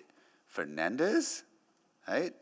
And your ward is Ward Sipipinuwak, and Councillor Hamilton is your ward councillor. And if you look at the screen, Councillor Hamilton is waving to you all. Thank you so much for joining us. Your other class was here a little earlier. Did you get here all together or in separate? We're just one whole class, but it's split into 2 periods this time. So y'all one class, right? Just separated here at school. So you get along with each other. Oh, I see. Okay. That's good to know. Otherwise, on a bus, it can be pretty rowdy, right? Oh, okay. So, are you having fun? Oh, that is good. This much fun? Really, really? Okay, that is great. So, are you doing a mock council too? We just finished it. You just finished it. Yeah. That was, when did you start? Maybe I'll invite the mayor over to your designated mayor to come to the podium. Wow, that is pretty impressive. I could use some fashion advice from you, sir. Come to the podium. So do you first tell us your name?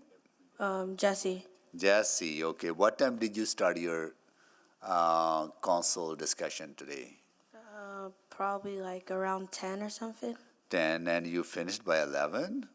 Yeah. That's pretty impressive. Yeah, maybe you should be maybe you should chair this meeting so you can get it done faster. Right, good. Okay, so what were you talking about? What were your topic of discussion? Should the city of Edmonton increase access to off-leash dog parks? Oh, so the same topic that other group is going to be talking about. So what was your decision? The majority of people voted for yes. That we need to create more dog parks. Okay, that is great. We did a pilot 2 years ago, right, where we opened some temporary dog parks in the city. They were very, very popular. Yeah, so these are really people love their dogs. So they want to get them outside for exercise, and community building. A lot of people get together and a lot of fun, right? Yeah. Cool. Thank you so much for joining us. Well done. Okay. All right. So, Councillor Rice, you concluded your questions, right? Yes, I Okay. only have a quick question. Okay. Any other questions on this? Can you take the chair? I have a couple of questions. Yes, I have chair. Yeah. So this is great. This is absolutely a success story of how grant funding can unlock housing projects. But I do have a couple of questions, like how are we helping some of the other organizations with the capacity so they can meet the current eligibility requirements? We'll let Henny, Director of Affordable Housing and Homelessness, answer that question. Thank you, Mayor. Yeah. Thank you for the question, Mr. Mayor. There are a number of things that we do. It depends on the level of capacity of the organization that we're working with. So we're always open to working with anyone. Our doors are always open, and we extend our services and our help as often as possible. So for agencies or organizations that are relatively new to affordable housing development, it really is just about helping them understand what is required, what our requirements are, and also what provincial and federal government requirements are in order to prepare them for the journey of development. For agencies that are shovel-ready and ready to go, we of course offer our grants, and we offer support to liaise with the other orders of government as well. So it really just depends. It's a variety of, a spectrum of services that we offer. Right. And do you kind of reach out to organizations? For example, in this case, number of organizations did not make through the pre-application process, right? So would you go back to them and say, okay, these were some of the things that were didn't meet the criteria, or give them feedback on what they need to do for future application for them to be successful? Yes, our project development team maintains regular and frequent contact with applicants and with potential providers of affordable housing, and so we want to, in the interest of maintaining a healthy pipeline of projects in Edmonton, we try to work with them to see if there are other avenues of funding, other sources that maybe they haven't tried, just to make sure that all avenues have been pursued. So yes. Got it. And the funding source for this is out of the $18 million that is ongoing, $5 million is allocated for Indigenous housing, right? Is that the funding source, or this is separate? Yes. Yes, okay. And that's ongoing, so, well, that's into the future. Okay, got it. Okay, good. Thank you so much. That's all? Yeah. I will take the chair back. Return the chair. And any other questions, colleagues? See none? Now, to anyone to speak to this?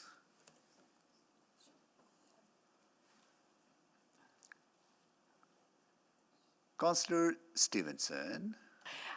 Sure. Just a very, very brief comment to say thank you so much to the teams and to the applicants for bringing forward these excellent projects. It's really exciting to see this funding stream continue to grow and the fantastic projects that we're seeing through. So thank you to the team for all that you do to support organizations through this process. And connecting them to these resources. And again, thank you. We can put funding out there, but it really takes our partners in the community to come forward with these great ideas. So grateful to all of these organizations and very much looking forward to welcoming this new housing in our community. Thank you. Yeah, thank you. Councillor Rice, can you take the chair, please? I just want. I have chair. I also want to extend my thank you to all of you, and you know I have seen over the last number of years how hard you have been working and how you've been reaching out to community organizations to give them the necessary resources and the support. And we are seeing that translated into more and more projects being approved, right? And that's really speaks to the good work that all of you have been doing. So I want to extend my gratitude to all of you, because these investments change people's lives, right? Having a roof overhead, someone's head, is just so essential. The things that many people take for granted are not available to many Edmontonians in our city. And we also know there's a disproportionate impact on Indigenous communities, and our housing needs assessment have identified that as a gap, and we working toward meeting and closing that gap, and these projects will help us do that. And these are organizations that have a history as well of providing, some of them have a history of providing affordable, supportive housing, and so I really appreciate them as well for their work and working with city administration. This is important work that this council has committed to. We have surpassed our target, but the need continues to increase, unfortunately. And but more we can do to close that gap in the need, the better results will be for Edmontonians. So really want to thank you for that. So let's get the construction going on these, right, as quickly as possible. Yeah. With that, I'll take the chair back. Return the chair. And go to Councillor Tang to close. Oh, great, thank you. Really, it's very positive, I think, to see Indigenous housing in particular, and get some of the funding rolled out to create more housing units for a much needed demand. And at the committee, I was also glad to see some of the providers and developers who are kind of expanding their role in the community, and something like this and working with administration really helps them to build that capacity and expand the pool of those who are working on Indigenous housing specifically. So thanks to administration for working with communities as always, and I look forward to a lot of these decisions translating into units, and when people move in, and continue to help progress on our housing goals, and making sure everyone has a place to call home.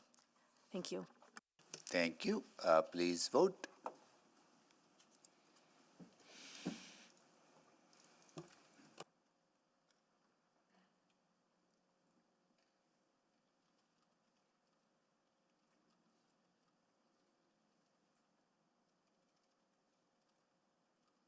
Councillor Jantz? Yes. Thank you. We have all the votes. Display the votes, please. That is carried.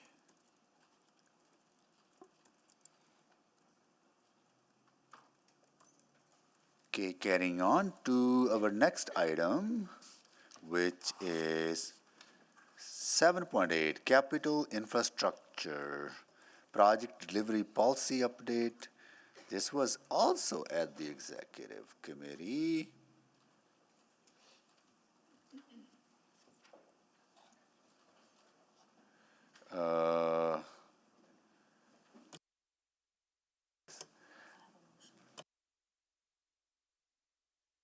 This is also exempted by Councillor Tang. So we did have speakers on this too, right? We had speakers on this item. Can't remember now. I gotta go back. Yeah, we didn't. But we were not able to have conversation there. And this was requisite. Oh yeah, it was requisited for the committee recommendation. Okay. All right. Here we go. Okay. You guys have any opening remarks? We do have opening remarks. Okay, I'll let please. Jason provide them. Okay, please, yeah. Great, thank you. Oh, sorry. Just hold on, we got a lot of students coming to visit us today. All right. I want to welcome, let's just grab a chair first, sit down first.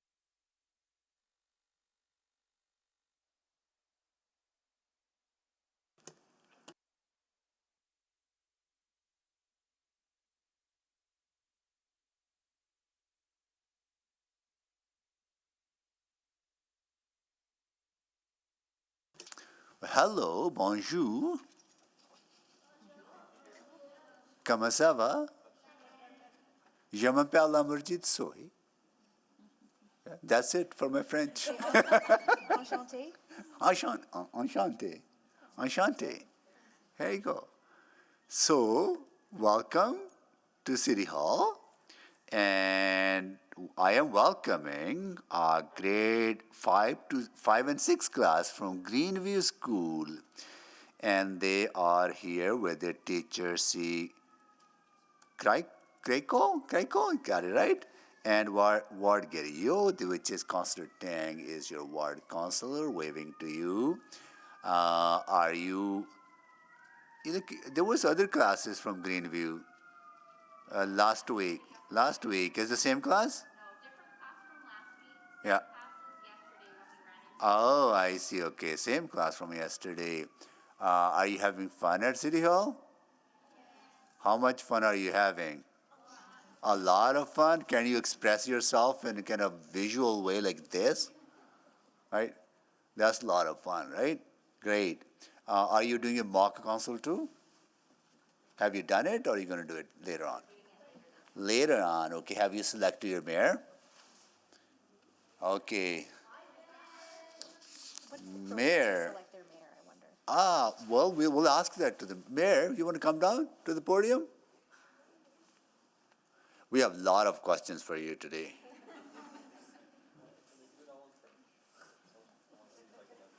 Can you do both in French and English? Oh gosh, you have to do bilingual. Okay, first of all, tell us your name. Je m'appelle Ivan. My name is Ivan. Ivan, Shante. Ivan, nice to see you. How you got selected as your mayor, as the class mayor? We were just a show of hands, and she picked me first, and I chose mayor. That's easier than. that's easier process, right? Okay. Can you tell us what are you going to be talking about? A curfew for kids under 16 and under from 12 to 5 in the morning. Curfew for kids under the age of 16 from 12 to 5 midnight to 5 p.m. 5 a.m. Yeah. Midnight to 5 in the morning. Well, you should be sleeping at that time. Right. Don't give them arguments to use, Mary. They have to think of it themselves. So, well, would you tell us? What do you decide? Would you tell us after what do you decide? Let us know. Well, let us know what your decision is going to be, right? I don't think we're looking at a curfew here at council anyways, right? But we would love to learn how you'd make your decision, right? I'm pretty sure it's going to fail, right? Yeah, right? I can, right? Help that all the Right? counselors are kids under 16. Yeah, right, yeah. I don't think you want to be being said you can't do it. Yeah. Okay. All right, thank you so much. Really appreciate it. Thank you so much. Nice to see you all. You know, this is the fun part of this job, is just welcoming you all to City Hall and to Chamber. And we really enjoy it. All of us enjoy it. I get to do it on behalf of entire council, right? Because I'm the chair of the meeting. But we love to see you here. Thank you so much for coming, okay? With that, we get into our work. All right, we'll go over to our administration to give us remarks on this item. Great, thank you. And in English only. Good morning, members of council. I'm joined today by members of Corporate Procurement and Supply Services, as well as Legal Services on the call. This integrated report recommends an updated policy for council's consideration. I'm going to take you back about a year ago in February of this year, where administration presented the Major Capital Project Update Report, which included an external review of our project management practices for large infrastructure projects. It was in that report that outlined a variety of key findings, including the suggestion at the time to review and update the city's P3 policy, last updated in 2010, or created in 2010. A subsequent council motion was approved directing administration to review and provide consideration for establishing a maximum budget threshold for capital projects and programs. Fast forward approximately 5 months to June 2024, administration presented the capital project program size review report. This report suggested that in lieu of a maximum project and a program budget, the council would be better suited to consider adapting and updating the existing P3 policy, C555, to capture a similar intent or outcome. The report provided before you today is the culmination of these previous reports and discussions with council and recommends updates to the city's P3 policy, C555. These updates aim to enhance transparency and provide a clearer understanding of how project delivery models are considered for large infrastructure projects, not just P3s. Specifically, we are recommending that the policy be expanded to include the assessment and evaluation of all project delivery models, recognizing that this is a continuous evolving space, but largely includes the major themes or contracting types of a design build, construction management P3, but also other collaborative models such as the IPD or alliance models. Further to this, and as recommended in this report, the project threshold for reporting to committee or council is also being recommended to increase to 500 million. This threshold aligns with the industry benchmarks suggested in the previous reports and reflects the market description of what a large infrastructure project would be based on its increased complexity and risk. By implementing these changes, it is administration's intent to be more inclusive in our consideration of other alternative delivery models, while balancing the need for efficiency in terms of administrative process with transparency in the delivery of major infrastructure projects. And with that, we'd be happy to answer any questions you have. Thank you so much. Councillor Dang, you exempt to this? Yes, I actually do have a motion, but I understand it will have to be a subsequent because there is a policy recommendation in this report. So I'm okay with that, and I will, I guess, move that Executive Committee recommend to City Council that Council Policy C555A, Capital Infrastructure Project Delivery, as set out in Attachment 1 of the November 27, 2024 Integrated Infrastructure Services Report, IIS 02543, be approved. Second. Okay. No questions? Okay, give me 1 second. Yeah, it's been a while since the committee meeting. And so this is,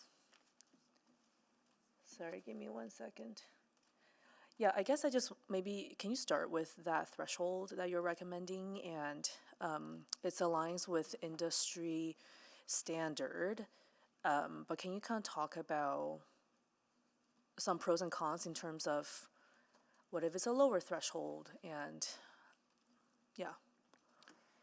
Yeah, I think based on the market sounding that was done through the previous reports, when we looked at kind of doing our broader market research and trying to understand how people consider the definition of major, it's not a standard, so certainly it's able to move up or down.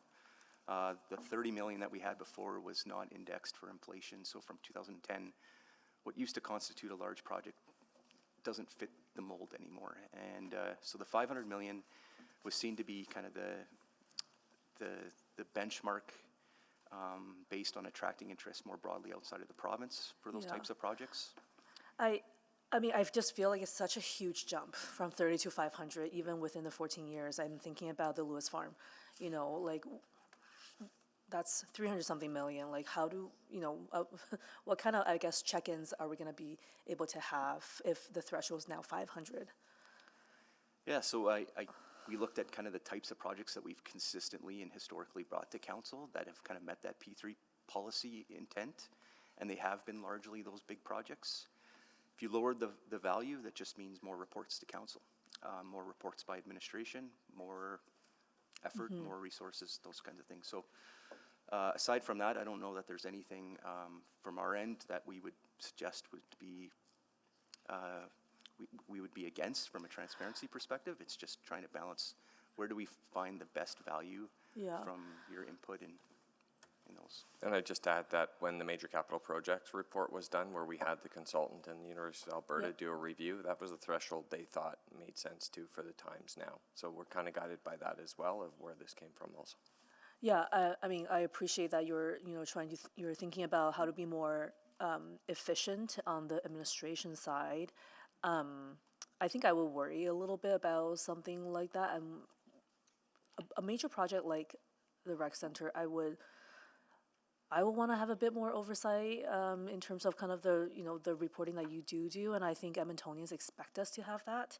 And then just so I'm clear, this policy will apply to P3s only, to all project. No, Okay. all projects, and I think that's the balance is, whereas before it was just P3s, now we're talking about every project that eclipses that threshold.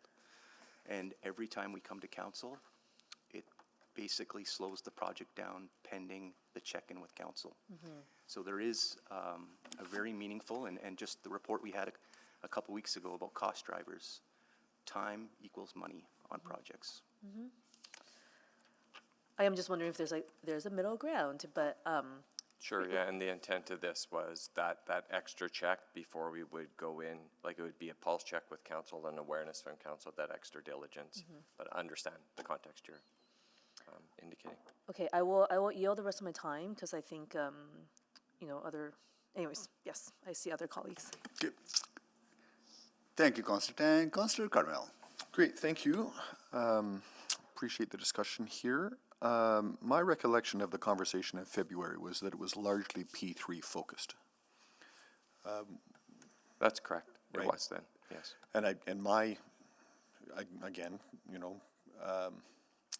sometimes memory is revisionist, but my memory of that conversation was that because it was largely focused on P3s, what should the threshold of the P3 projects be? Because the P3 projects tended to be rare and huge. And that's where the $500 million threshold came in. Mostly, the 500 was based on the market research, so it was agnostic of the delivery model, but it was what Stantec and the U of A at the time basically used to define how they accounted for their review, their industry review. So off the top of my head, looking down the road, there are very few, if any, projects that are over this threshold. Correct. So essentially, because we're talking all delivery models now, and we're talking $500 million, that means no reports are coming to council. Well, not necessarily. I mean, it's hard to predict what the future might hold, but certainly looking backwards, it would be the Southeast Transit Garage, it would be the major LRT projects, it would be Yellowhead, those types of projects. But we don't have any of those coming. Right, and I guess to further what Jason's saying, part of our project development and delivery model is bringing back those updates, those reports. Our standalone profiles come for council approval. What we were trying to do with this is actually go beyond P3, pick a threshold where we do extra diligence, dedicated report, have a more thorough conversation, give more information to council before we would take a step at that major scale of project beyond all of those existing processes. That was the intent of what we brought forward here. So I'm watching my time because I feel like I want to amend this, so I don't want to run out of time. But I feel like if we're going to be doing very much in the next 5 to 10 years, it's going to be partnerships. I don't know how many discrete things we're going to be able to do beyond what is already on our books. So, I mean, if there's an $80 million twin arena that comes out there, and this passes as is, are we going to get reports? Are we going to get something that comes back that says this is what's going on this project? Yeah, so just to be very crystal clear, this is about, the other question was about, this doesn't preclude you from suddenly getting performance reporting on projects. This is clearly just about the procurement methodology. So this is really about selecting the model for basically tendering the work or partnering with industry. And I say partnering differently than what you're suggesting probably. I'm thinking about it more from like a public procurement perspective, not necessarily about like a partnership with YMCA on a rec center. This is more about how we work with industry, our construction building partners, and our design community partners, and how we work with them on the delivery of projects. So is this literally only the selection of the contracting strategy? You got it. Absolutely. Which means you're only checking in with council to talk about the contract strategy on projects over $500 million. And again, stepping back, that's what the P3 policy was. Doesn't preclude, there's lots of other reporting steps. We just had one this morning on the Q3 capital financial update. There still are obviously the work we do with the quarterly reporting. And of course, if you, anytime you request information, we're here in front of you answering those questions as well. Okay, well, that changes the context a little bit in my mind. Not necessarily the context you intended, but the context I was understanding. So, okay.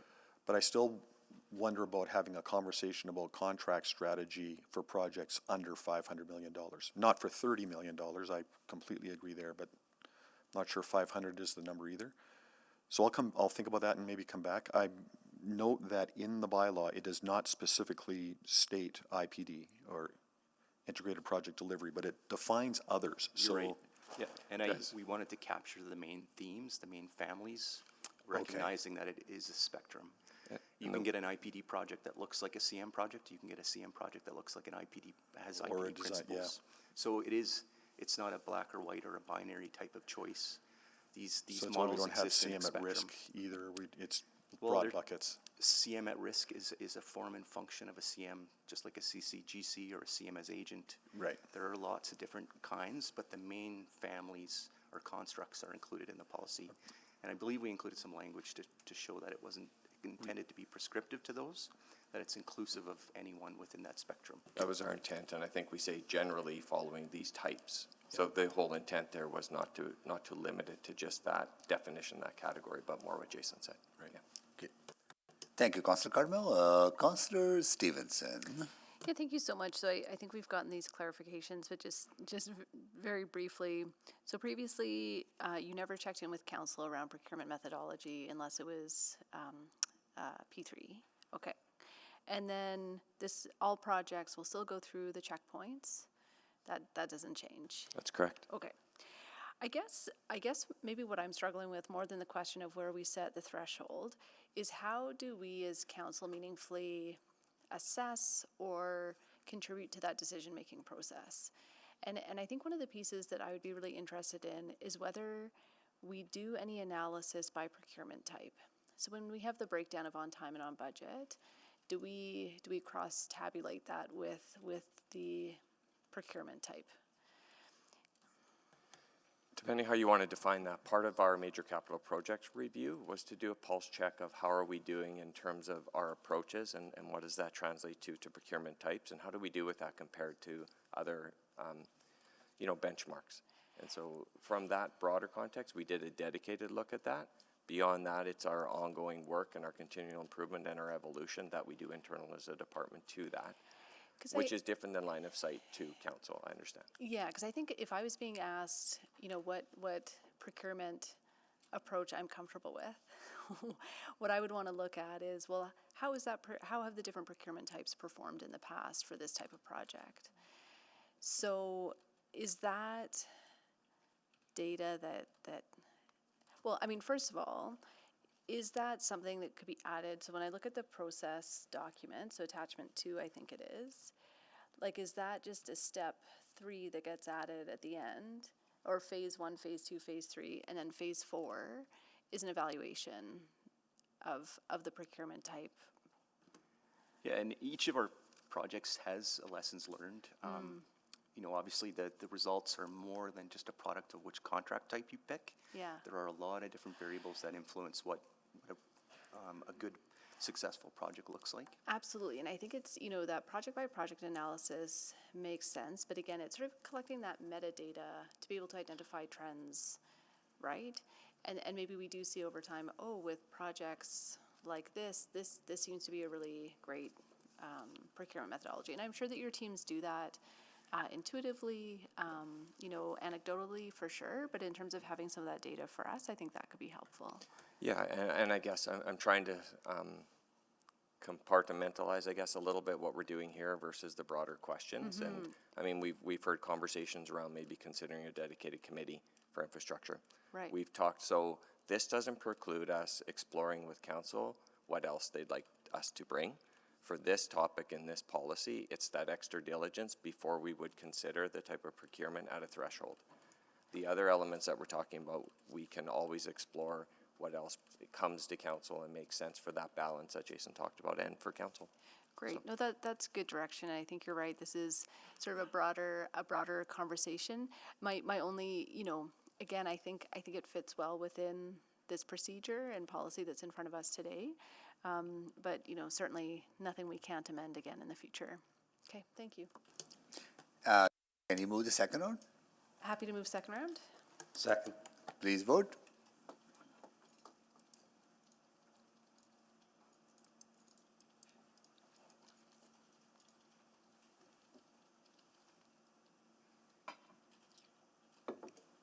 Councillor Jantz? We have all the votes.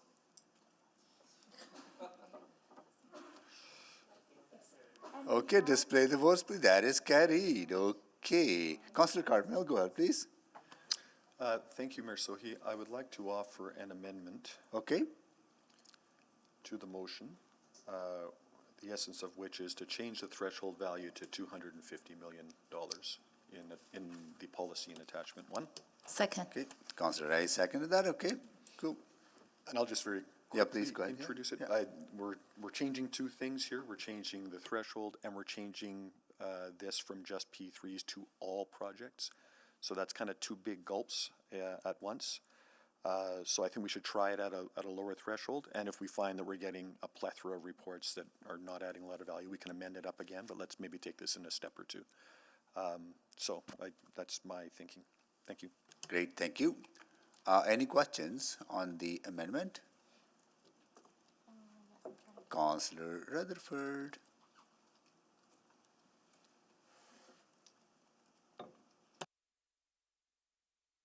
Yep. I guess just to administration, in the creation of this policy, what other thresholds were discussed and why did you land on 500? We didn't do an exhaustive, analysis to support the amount. It was more based on what we had heard in terms of trends. When you read research documents internationally of people that, do PhDs, people do like a lot of analysis on this kind of stuff. When they define those amounts, they typically are trying to look at a sample of projects that are above 500. So obviously our context is a lot different municipally in the city of Edmonton, but largely when we were trying to do the theoretical research, a large part of what we found was that 500 was kind of the general norm. Yeah, and I guess I'm just trying to get a sense of scope and scale of because the number doesn't seem that, I think, when I hear Councillor Cartmel introduce it, it seems reasonable to say, start with 250 and see how that goes. But if it's going to mean so many more reports are generated, when I just think about all of the subsequents that we just did at budget, and I'm just trying to get a sense of that. No, I was trying to think I don't know that we filtered out for 250, but we've done 100 to 250, 250 to 500. And I can't remember the numbers. It was in one of the previous reports, but I believe we had kind of a breakdown in the February report. And I think it was literally less than one handful above 500. And then it was maybe a handful or two handfuls between 250 and 500. Yeah. Okay, that helps. Yeah. That's all my questions, Mr. Mayor.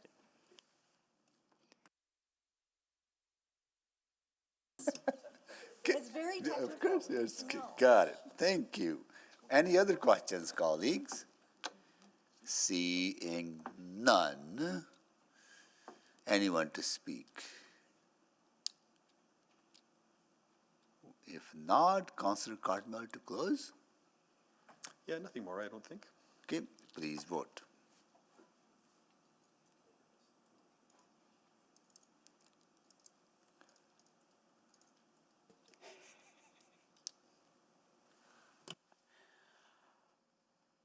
We have all the votes. Display the votes, please. That is carried. Now we are back to the original as amended, right? Were there any further questions on those? That original motion? No, I see none. Anyone to speak?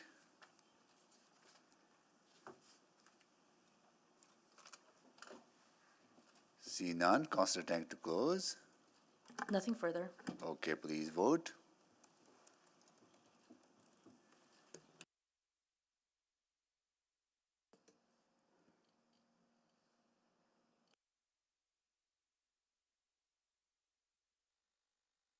We're just sending the vote out now.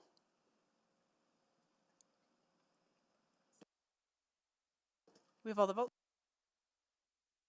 Display the votes, please. That is carried. So that was 7.8.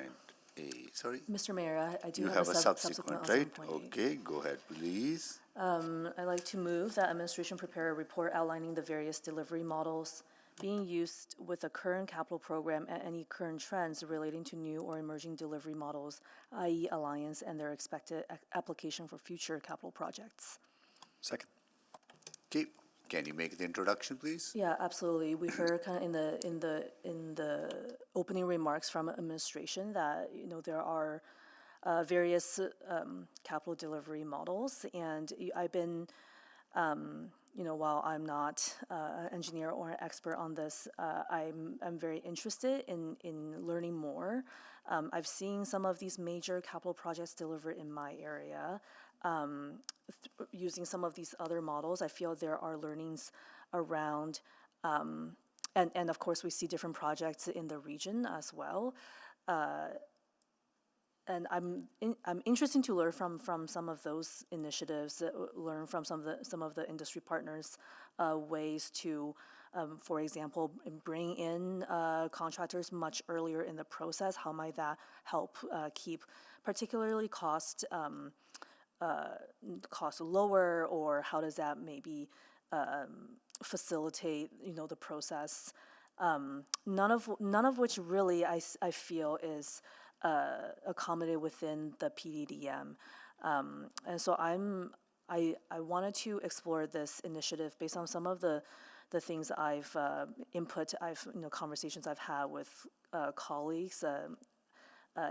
And the mayor's office, for example, and I think this is perhaps keep it a little bit more exploratory. PDDM is one of the many models that we have.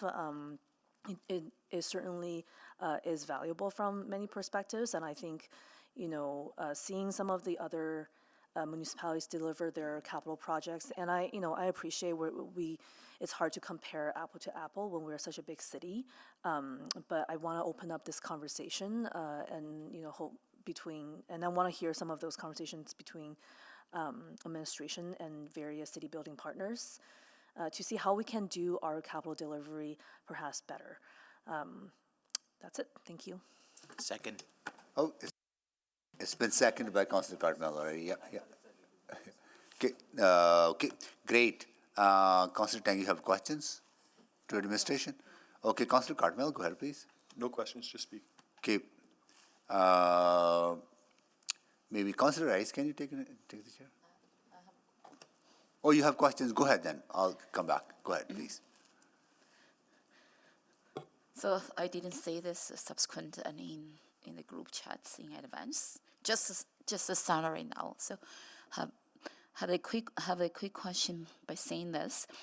To administration for the delivery model, is that we only have a PDMM, or so I just try to understand because since we become councillor, we talk about the PDMM and we implement that all the time, and I just want to make sure my understanding is correct, we're talking about seems to me, and we use different models, delivery models.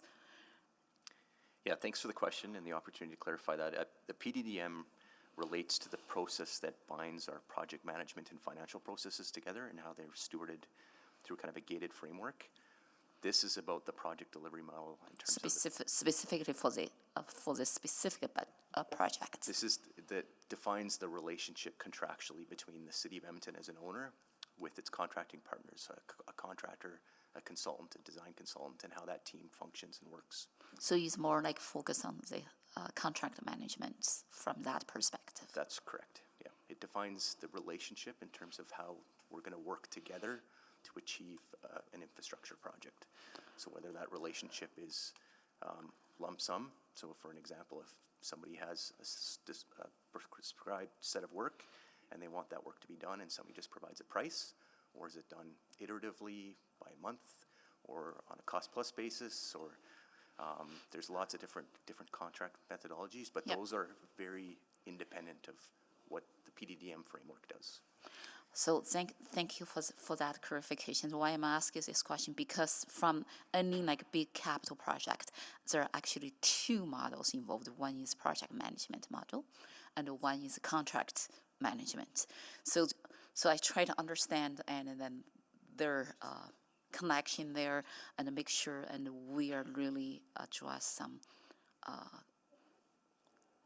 concerns or something related to the contract management or project management. Yeah. So this motion would be related to contract management, not project management? Not project management, okay. So that is why I want to get clarification on that. Yeah. Okay, thank you. Okay, thanks, Councillor Rice. I have the chair. It's okay, I'm good. Yeah. Okay. Okay. Any other questions, colleagues? See none, to close, Councillor Carmel, go ahead, please. To speak. Yeah, I really like this. I don't think, certainly a week doesn't go by, almost a day doesn't go by that I don't have a conversation with somebody that's looking for some sort of different, new, unique partnership opportunity.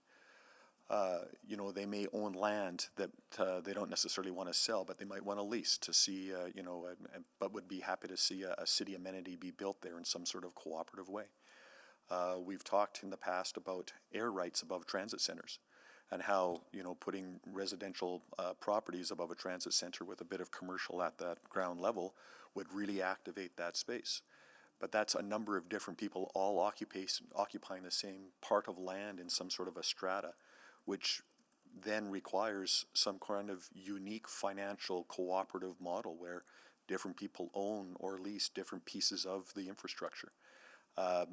In my view, we are so badly constrained here for the next many years that the idea that the city will be able to build all its own stuff and own all its own stuff means that we're not building anything at all. And maybe that's a little bit rhetorical, but it really concerns me. I think that we're going to be looking at partnerships in many different ways with many different partners, not just other government partners, to develop and deliver the things that we're going to need to fill in the cracks around the cities. So I think we need to really examine this and show how open we are to any kind of different alliances or partnerships or funding agreements or leasing agreements or just about any kind of idea that might come our way that allows us to provide all of the things that people are looking for in their cities. So really support this and really think that this is going to be this plus the way in which we arrive at contractual strategies that help us deliver these things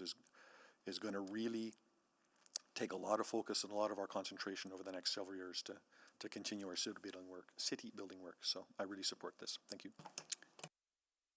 Thank you, Councillor Cardwell. Councillor Tank to close. Yes, great. Thank you very much. So, as was mentioned earlier, this was a carryover from Executive Committee from November 27th. So this conversation has been going on for quite some time, in fact. At the time, looking at this report, beyond approving the policy, I felt there's more we can do to look at our process. I've seen a number of projects where, or been lots of conversations with stakeholders and learning about other approaches like alliance, which other government bodies in different jurisdictions do employ, and as a way to involve contractors far early in the stage, including at the pre-concept stage, which my understanding for our current project management model, it doesn't actually accommodate that quite to that extent. And it's been used as a way to manage inflation, significant cost escalation, and it is something I'm very interested to explore. And so this motion was actually developed for committee and also shared with all of my colleagues at that time. But didn't have the chance to table it because we had to requisition it. And so, I look forward to this conversation when it comes back and different perspectives. And just want to thank a few committee colleagues, Councillor Carmel for the input on this motion, input from the mayor's office. I know we have, there's been lots of just wonderings about, what are some of the ways to improve the way we deliver projects, and also to administration for being open to this conversation and providing the wording for this. Thank you. Thank you, Councillor Tang. So please vote.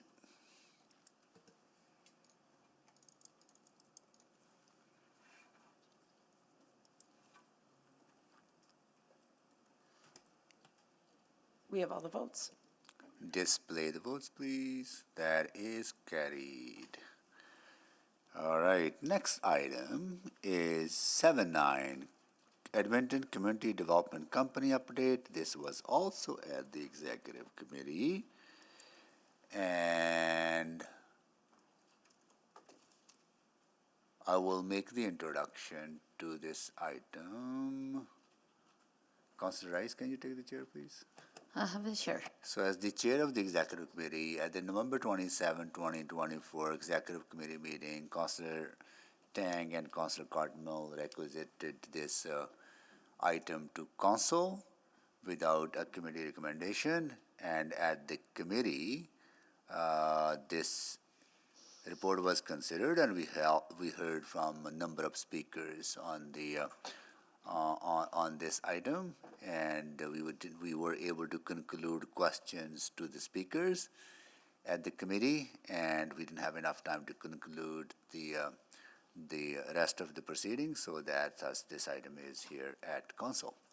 So with that, I'll take the chair back, and this was presented by Councillor Salvador. So are there any opening remarks, or we just can go to questions, right? If I may, I do have some really quick opening Yeah, remarks. please, go ahead, yeah. So since the last meeting at Executive Committee, I did follow up with the Executive Director of ECDC, Mr. Hanowich, just to see if he could provide us a little bit more information around some of the outstanding questions that committee had during that report that they were not able to maybe directly answer.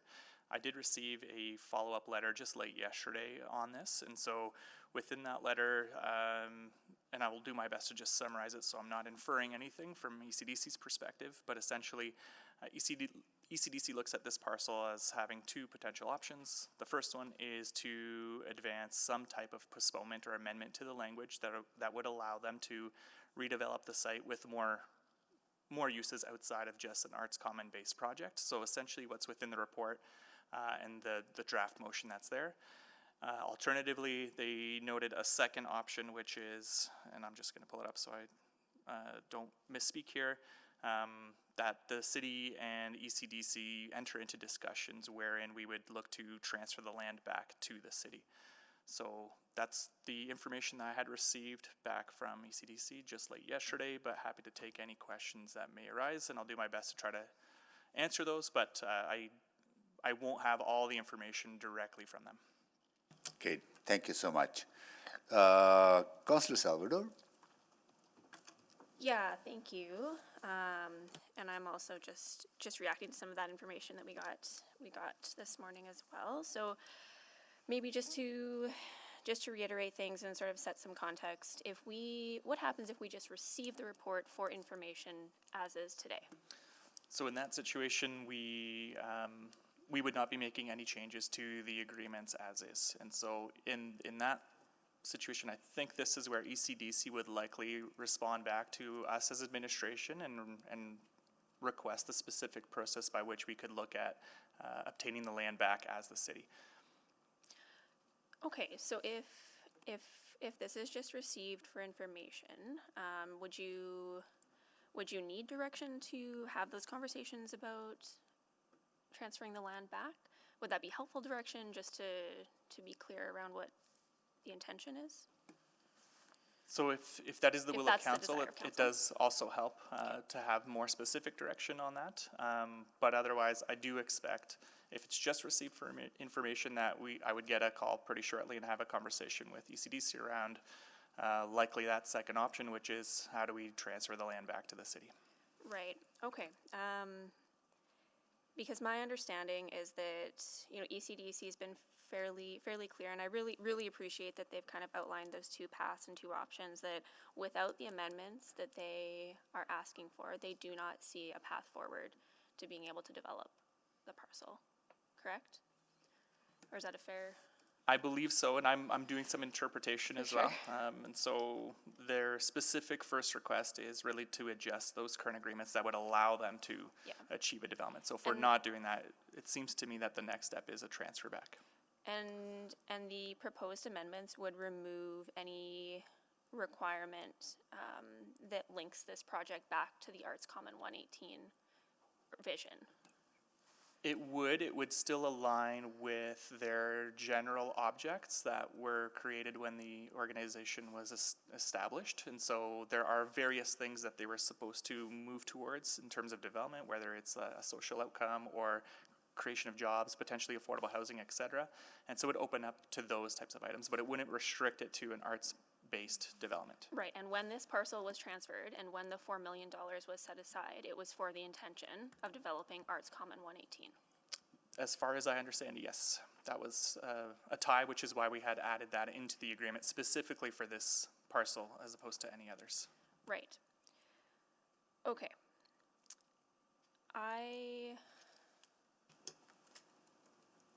I have some wording for a motion that I can make now, unless other colleagues have questions. I do have some questions. So I'll wait, Okay. but I'll put that on the floor when the time is right. Thank you. Thank you. Councillor Rice, can you take the chair, please? Sure. Yeah. So, help me understand, like, what if city were to take over the parcel?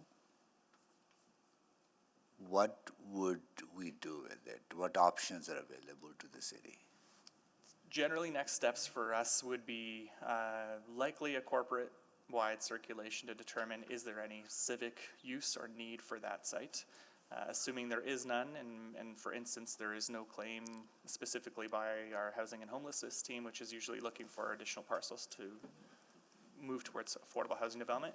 If there is no claim and there's no need for a civic use, we would likely move it forward through to a disposition. And so looking at selling the land, and that could come in a number of different factors. So a simple solution is just to sell at market value. If council has other ideas around what you would want to tie to this, then direction around that would be helpful as well, so that if there's specific outcomes that you're looking to achieve, we could try to build that into a listing at that stage as well. Right. Okay, so it's not just the acquiring the property back, but if the vision of the community, 118th Avenue, Arts Avenue, Arts Common, it has to be specific. But so I don't know.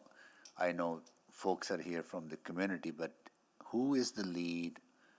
Who from is it community services that are working? Would have more on the project itself. Like, what is the viability of the project, right? It's like this project is in the works for a long time. Community had put hours and hours and years of passion into it, but here we are today, right? So, what is the viability of the project?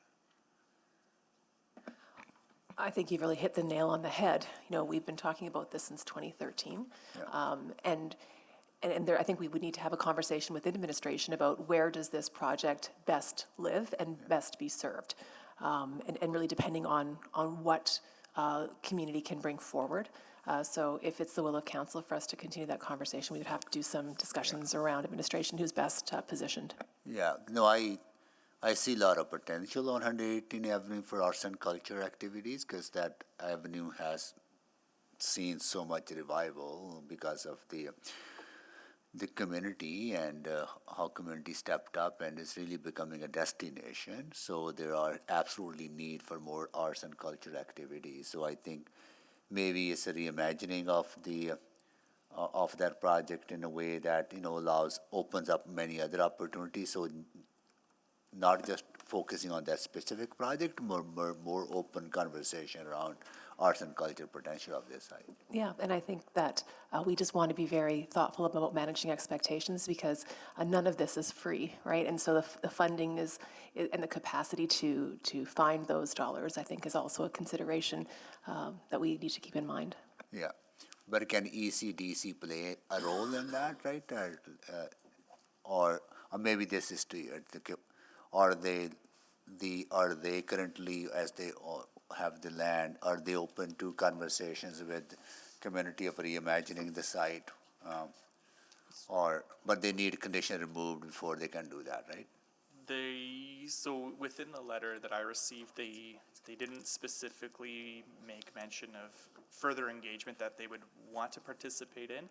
They reference how they have been working on a plan here for, I think, over 6 years. They've made various revisions to the design plans in order to try to make this financially feasible, but they couldn't come to an outcome that would work there. They've attempted to find other sources of grant funding outside of the city. They were not able or successful in achieving that, as far as I understand. Yeah. So I don't know that, based on the read of the letter, that they would want to engage any further. I think their request is amend the postponement so that we may look at other feasible opportunities for development. Mm-hmm. Got it. Yeah, because I would hate to see nothing happen on this land for another 10, 15 years, as we have seen in the past. Maybe we need to figure out what's the most practical way of getting something done on this thing that fits into community's vision, right? Because community's been working on this for a long, long time. Good. Okay, I will take the chair back. So what we will do, we'll take a break here, right? And we will be back at 1:30, and we will carry on with this conversation. Okay.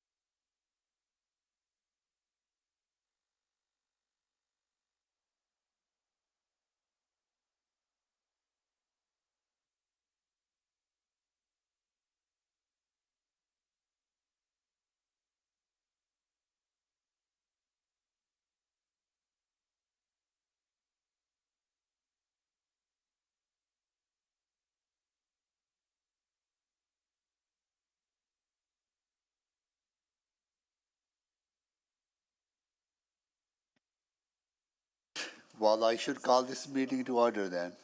Okay. All right, we'll do a roll call of council colleagues. Councillor Wright. Good afternoon. Councillor Knack. Good afternoon. Councillor Prinsby. Hello. Councillor Stevenson. Good afternoon. Councillor Tang. Hello? Councillor Hamilton. Councillor Rutherford. Hello. Councillor Salvador. Good afternoon. Councillor Cutmell. Good afternoon. Councillor Rice. Good afternoon. Councillor Jans. Okay. All right. Where were we on that? We were on item 7.9, and I had concluded my questions. Can someone move the second round? I can Mayor, move a do we have second time round. Specific at 1:30? No, 3:45. I thought, oh, tomorrow, I'm sorry, my apologies. Yeah.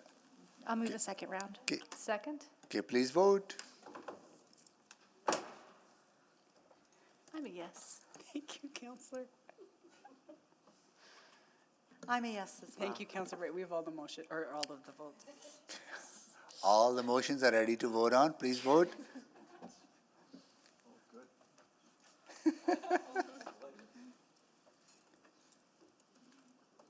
So the system is just warming up after lunch, but that has carried. It is carried. Thank you so much.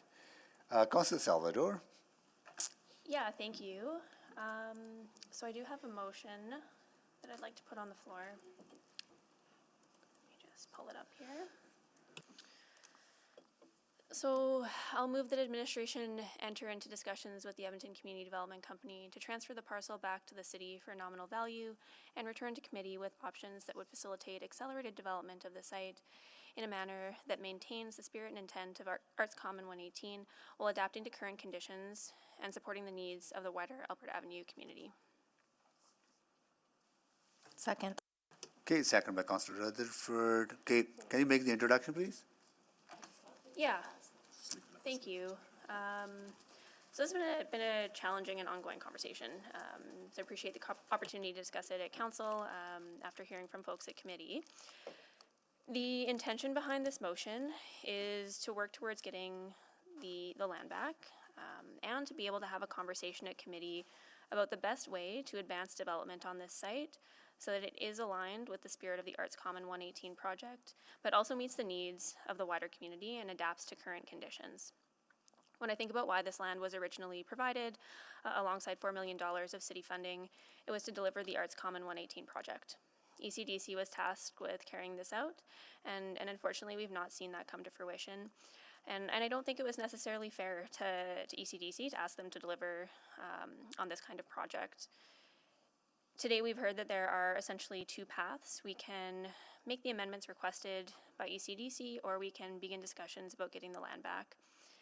As the councillor for this area, I'm uncomfortable with making the changes to the agreement that would provide such sweeping flexibility that have been proposed. I don't think it's fair to make that kind of change without providing some degree of surety to the community that some version or iteration of the vision that was put forward for a transformative catalyst project is going to happen. Especially after hearing from so many speakers and stakeholders and arts organizations who've been part of this project for years at this point. So I'd welcome discussion on this, but yeah, I'll say this was a very, very challenging motion to arrive at. It's a tricky situation, and this was the way forward that I think is going to deliver the best value for community and Edmontonians. Thank you. Thank you, Councillor Salvador. Councillor Rutherford. Yeah, just to the mover, I just see that the due date has a question mark, so I was just wondering, and maybe you had some insight, because this does sound like there's a lot of steps in terms of having conversations first with the Edmonton Community Development Company, and then looking at various options, which I'm imagining would involve some conversation with various stakeholders. So I just was wondering if that was intentional, or if, yeah. Great question. On the due date. Great question. You may wish to use some of that time to ask administration the same thing. I will say this was, drafted this morning as well after a lot of thought, but I'd be open to hearing what Edmund says as well. Yeah, so I guess, Min, what would you consider for a reasonable due date for this scope of the motion? So to the points that you made, there is a number of different steps that would need to be taken. So I'm not sure if it's possible to do a to be determined date, and if not, then we could look at maybe something in Q3 and see how far along we get in terms of some of the other work associated with potential engagement, especially if there's discussions with community. But Can we put TBD on? Yes, you can. Okay, we then just can we track just do it. a friendly, is that would it be considered friendly to the mover to just put TBD? Yeah, I think that's fair. So that we can, Yeah. to be be determined.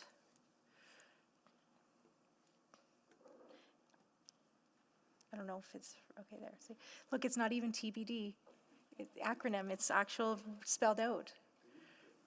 Okay, that was my only question, thank you. Thank you. Councillor Cardinal. Thank you. I guess perhaps to the mover, do you see a formal role for Arts on the Ave in this? I think from the conversation we had last week, there's some insight there as to other development opportunities and proponents. Yeah, I think it's a really great question, and I know it was asked earlier, I believe by the mayor, you know, who eventually would lead this type of project, and that's something that I've been thinking about a lot. My hope and intention would be that when this report comes back to committee with options for how we can facilitate accelerated development, we'd be able to have that conversation. And yes, you know, all of the stakeholders that spoke at committee, including AOTA and Arts on the Ave, I would expect that they would be part of those conversations as well. So I'm wondering about an order of operations thing, though. I mean, so if this passes, I guess we presume that the land is transferred back to the city. The city now has title. Do we have title right now, Bart, actually? no, we don't. Okay. So we get title, we get the money back, or what's left of the money. We're back at square one, and now we're writing a report on options, but I'm not sure that we're actually moving towards execution. So should there be something actually embedded in this to include Arts in the Ave as one of the proponents, or not quite sure how to thread this, but what I'd really like to see is when this report comes back, that it comes back with, you know, a plan to execute. Right, so if the will of council is to ensure that administration does specifically speak with certain organizations, it's probably helpful to include that within the motion. That way, before we come back, we've had those conversations, and then there should be options within that report at that stage that look at what may happen and what those next implementation steps would look like. Yeah. So, yes, generally, I think it might be helpful to include specific organizations if that's what you're looking for. Okay, so I hate doing this on the fly, but maybe there's something friendly that can be added. I'll come back or chat with Ashley. Thank you. Thank you, Councillor Cardinal. Councillor Rice. So when the report come back and with options that would facilitate, accelerate development of the site to keep that in the manner and maintain the spirit and intent of Arts Com 118. So I understand the question from Councillor Cadmill. So my question to this is right now the development company aware of this conversation and will be getting into, because this motion is more about getting into the formal conversation. Is this conversation happened before, and then a city tried to push them to meet that condition? Did we have this type of conversation before? With Edmonton Community Development Company. So there's been ongoing conversations with them about the specific project that would be related to an arts common development here. And so that's why this report was brought forward. They've looked at it from various angles and concluded that they cannot move ahead with that. They don't see it as a financially viable outcome. And so that's why they were looking for a decision to either remove the terms that force that type of development, or provide alternate direction, maybe wherein the city would reacquire the site from them. So if the conversation is already ongoing, I just try to figure out and how this motion could push that conversation even further.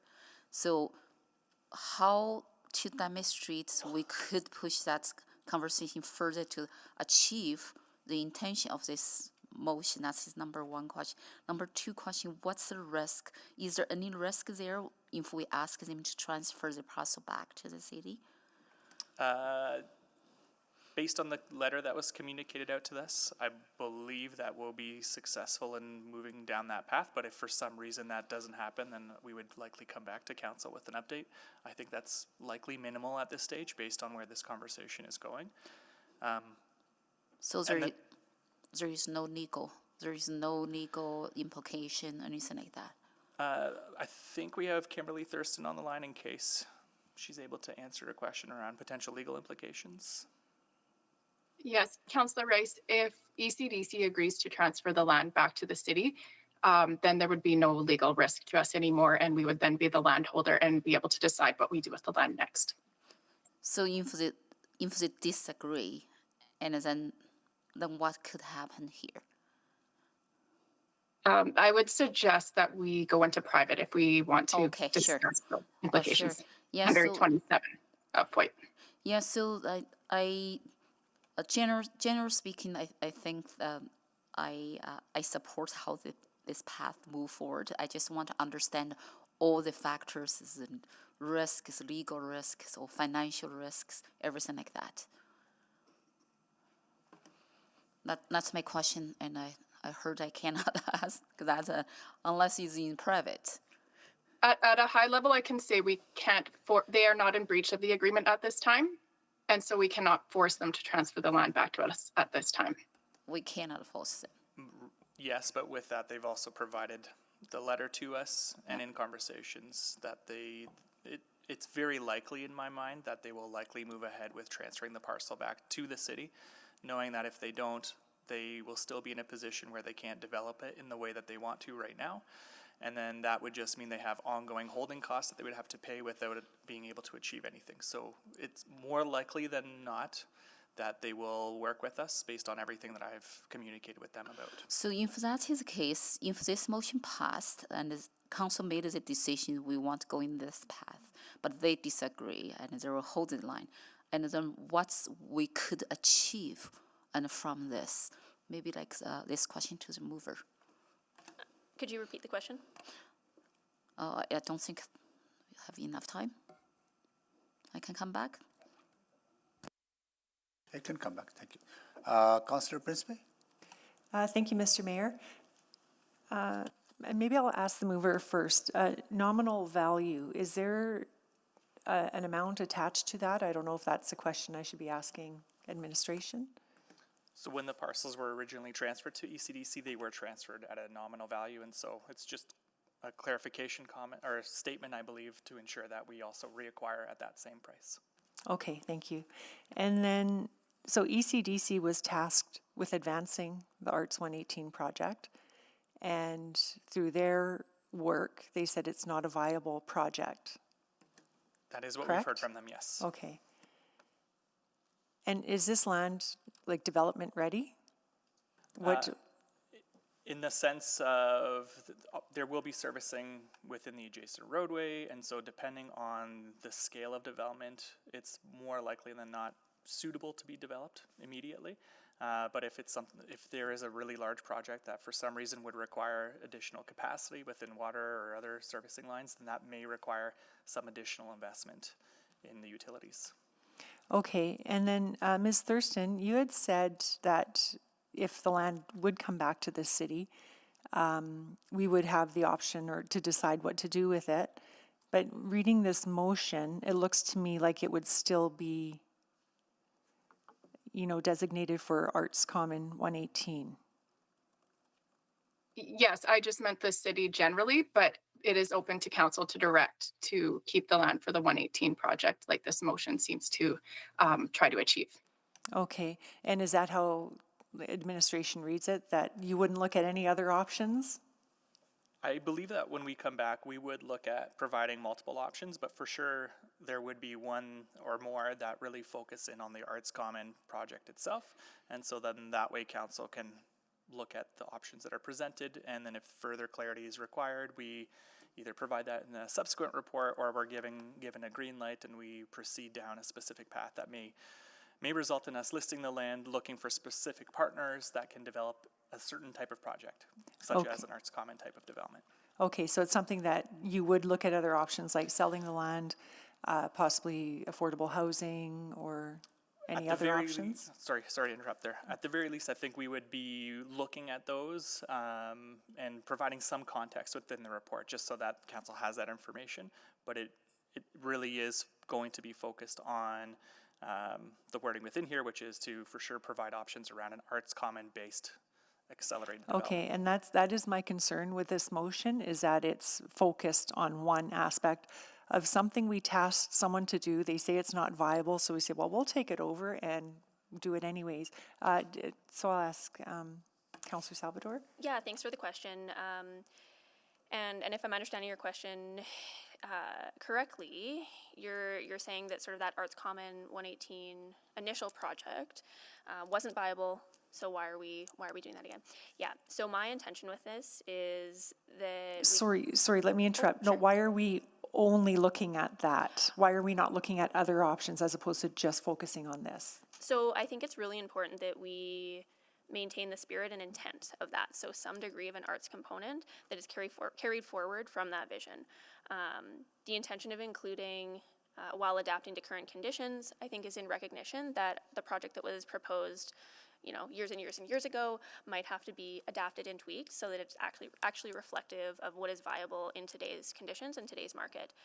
And also in alignment with community needs that have arisen over the last X number of years while this project has been stalled.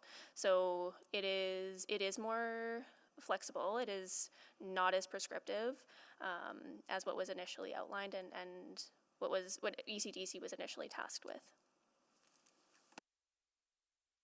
And I guess the report that would come back with a dollar value as to what that would cost the city. So the city would, let me just think this through. And was ECDC given a sum of money? Was it 3.3 million? ECDC was provided a grant to help them move towards the development of the site. The city, generally speaking, we would not move forward with the actual development, the physical development of a structure here, but we would be coming back in this report to look at options that would encourage that type of development on the land. And that's more likely than not going to be triggered through the disposition of the land and how we would weight certain criteria to find partners or other organizations that could fulfill that outcome. Okay, thank you. Thank you, Councillor Principe. Councillor Rice, can you take the chair, please? I have the chair. Thank you. So if this is the route we want to take of, acquiring the land back from ECDC, I think it's important to kind of, as Councillor Cartmel was identifying, to identify certain stakeholders that should be involved in the reimagining of this site and its potential. So obviously, Arts on the Avenue, BIA, which is 118 Avenue, they've been working alongside, and they represent businesses, so there could be opportunity for maybe main floor business, then housing. I'm just kind of, we heard from Community League as well. I think there's 118th Avenue, but there's Alberta Avenue Community League. And there could also be potential around Indigenous Culture Center, right? Because that's an organization that we've been working with as well, right? I think there's a certain stakeholders that I would kind of want to identify that you should engage with specifically of reimagining this site. So is that where you kind of, if we want to identify that, you want that in the motion, right? So just for full clarity, I may look to Stacey Galali just to see if there's any other input you may want to provide on this in terms of additional engagement that might be required or might be helpful in this regard. I would be reluctant to outline specific entities here. I think as the motion speaks to around supporting the needs of the wider Alberta Avenue community, I would worry that outlining specific stakeholders here may inadvertently exclude others. And so giving us the that's fine. leverage to have conversations that we need to have to bring forward options as to how do we reach that broader community to identify the best site would be advisable. Yeah, because the reason I'm raising this is that we had those organizations did engage with us last week at the committee, right? We had folks from BIA made a presentation related to this. I don't know if anybody from the community league was present or not, right? They were here, right? So there's specific stakeholders who are interested in this project and this site that we need to engage with as well, right? So that's why I'm identifying those things. And then we also had a luncheon with the ICC folks, right? So, yeah. And there was, I think, someone from the Indigenous community who identified a potential partnership with Indigenous communities on this site. So that's why I'm kind of, maybe we don't have to specify. Maybe you know who those folks are, right? One thing I may just add, so if I'm just looking at this motion, we would come back with a report and we would provide options. Obviously, that would facilitate how development could occur here, and one of those specifically would be around something that would maintain the spirit and intent of the Arts Common project as it was initially envisioned. Yeah. So there can be a certain amount of engagement that can occur during that stage of initial conversations. But then ultimately, I think what we would likely come back with is a suggestion around when we dispose of this site, we will look to curate that listing in a way that can ensure all those individual organizations. Maybe it's the next stage. I'm more interested on engaging those organizations. Can they reimagine the potential of the site? Because many people are interested. Maybe to the mover. Is that you envisioning as well? You know, having that kind of community engagement, stakeholder engagement to see what arts, cultural, business, housing opportunities might be available for this site. Yeah, I think there's obviously huge potential on this site. I think it's a matter of phasing and sequencing. Yeah, okay. At least in my mind. To administration's previous comment, I think those are the types of conversations that I would anticipate would be had once that report comes back to committee. Okay, got it. So first phase is having conversation with the ECDC to transfer the land. Right, that will come to us. Then there will be further engagement with various stakeholders. That's my understanding. I got it. Okay, great. That's good clarification. Thank you. Councillor Tang, go ahead, please. I'll take the chair back. Sorry, Councillor Tang. Yeah. Great, thank you. So just so I understand the sequence a little bit here, for the past 6 years or so, it would have been Edmonton Community Development Company that would have done a lot of this engagement that the mayor was asking about, engaging various partners, etc. At the last committee, we heard that they've kind of done that and kind of went nowhere because of a constraint. And so now we're saying, to Councillor Principe's point, now we're going to take that portfolio back, or potentially, it depends on what they say. What do they say about that? I know that was one of the two things they entertained at the committee. About further re-engagement with or about transferring the land, because they presented those two options and they were... The letter itself didn't really identify anything about doing further engagement, so I can't really speak to that. I'm not sure what they would do. But they would be okay with potentially transferring the parcel back? That's my understanding based on how I'm reading the letter, yes. Okay. That we're going to take back this exercise. The city will lead the engagement. And you feel, the mover feels the motion is flexible enough to potentially change the outcome that we could not arrive at for the past 6 years, correct? Correct. Okay. I guess I just would love to a bit more, what, I don't know if it's you or administration, what's going to be different this time that will see any kind of progress? Go ahead. Yeah, I can speak to that. So from my perspective, You know, the original vision for Arts Common is, I mean, it's incredibly exciting, and I think my intention here is to be able to carry forward components of that original vision without being so prescriptive that it is restricting the ability to build any project. That's what I'm trying to arrive at. I'm really trying to thread that needle. I think so much time and energy has gone into creating this vision that it would do a disservice to the community members and arts organizations and businesses who have invested in having a catalyst project in the neighborhood. I would just hate that in a few years we come back and it's still very much a vision. And this is not the first time we've had a group, a very aspirational goal. So I just feel like we're starting over a little bit. And I am worried about, like, is this truly going to lead to a different outcome? Because I think a lot of the players are still the same.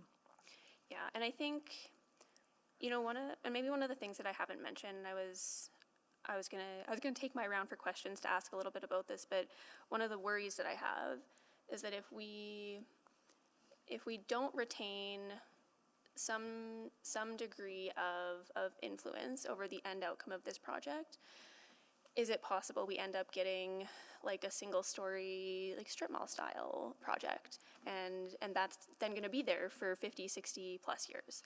So I think that's a worry that's in my mind as well.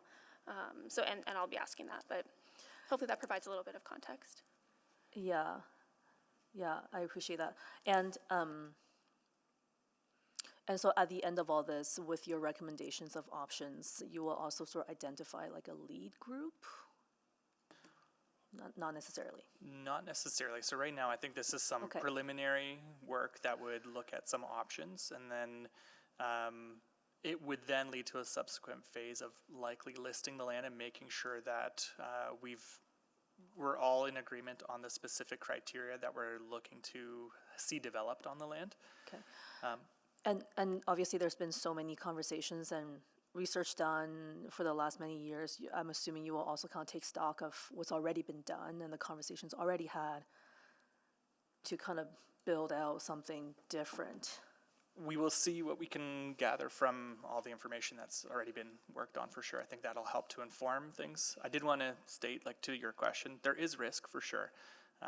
Huge risk. Yeah. This is when you look at different projects that may require using a certain amount of space that would be leased at a nominal value, that becomes really hard to carry, and you need to be able to pay off your debt servicing if you're going to advance a project and along those lines. So it could be a management or a situation around how much space is actually needed for that purpose, but it's not a guaranteed outcome that we will be able to fulfill just by reacquiring the land. Okay, thank you. I'm out of time. Thank you, Councillor Stevenson. Yeah, you know, this conversation is reminding me a bit of the discussions we had around the Aviation Museum and Hangar 11 or 14. I always mix the two up. 14. And, you know, I think in that instance, again, it was a city asset. There was a really interested community group. Instead of sort of immediately disposing of that property, we provided some time for that team and others to come up with a proposal and bid on that asset. Is this somewhat similar in your mind? Realistically, yes. I think, like, our end goal, based on the way I'm reading this, is that we need some other partner to step in and show us what they might be able to do, while also, like, truly looking into a pro forma associated with a development and whether or not that could work and what that repayment period is and what grants they may require. I think that's another risk that I wanted to flag, is we've heard distinctly from ECDC that they had a grant from the city, but that wasn't sufficient enough based on the components of the project that were initially in there. And so is another organization going to be successful in obtaining more grants? I'm not sure, and where those might come from. Yeah, absolutely. That's in my speaking notes. But I think, you know, knowing that we have that precedent, and I think, you know, arrived at a really great outcome, both for the city and for the community group. Just wanted to draw that parallel through a question, but I'll have more to speak to. Thank you. Thank you. Can you move the second round? You bet, happy to. Thank you. Need a seconder? Second. Thank you, Councillor Knack. Please vote.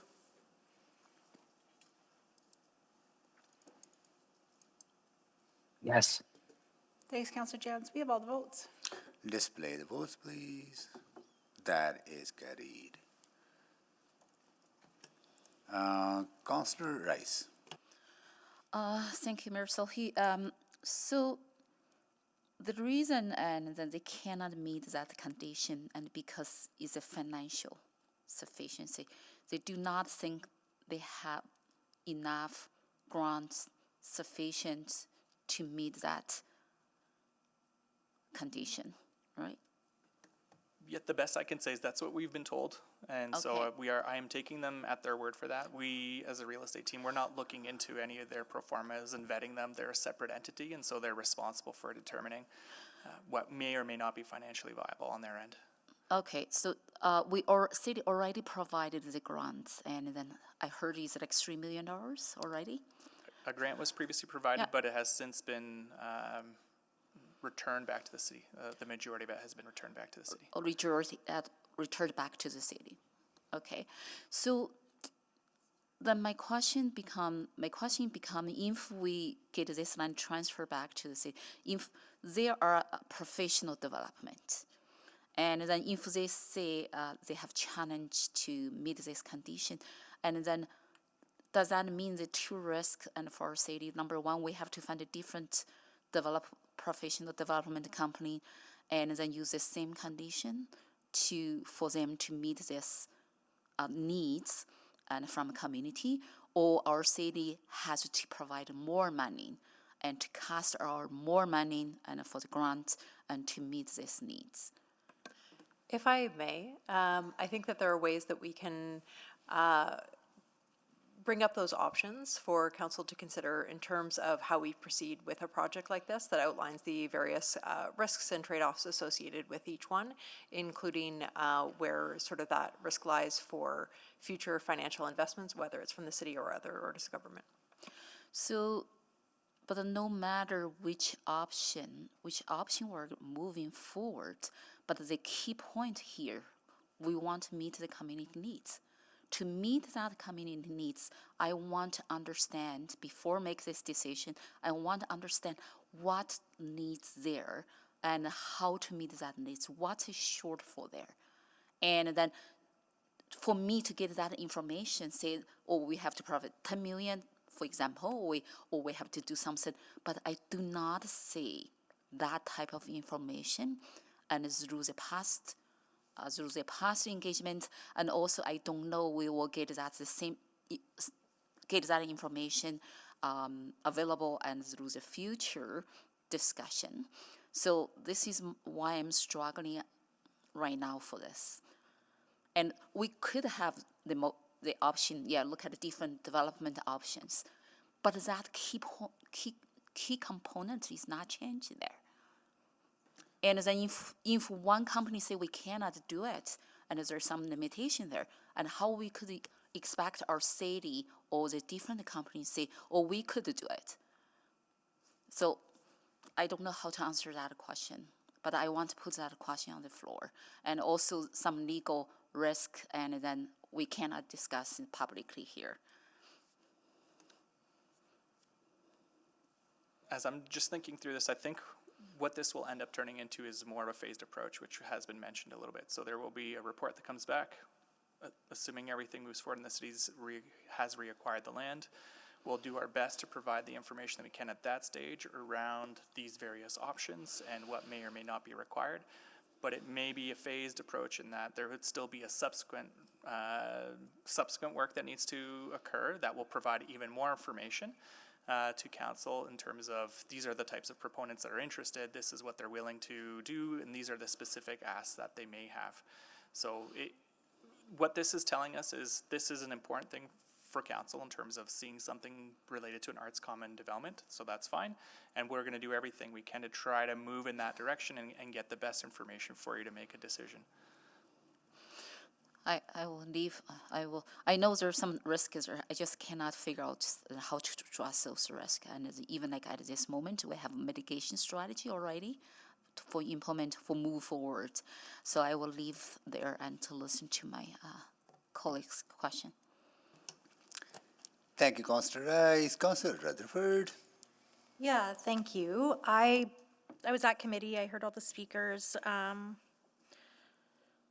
I wish we'd had more time to discuss this at committee because I'd like to ask EDLC a few more questions, but I'm going to ask admin and see if you have the answers. They brought this forward, or asked admin to bring this report forward to remove that condition.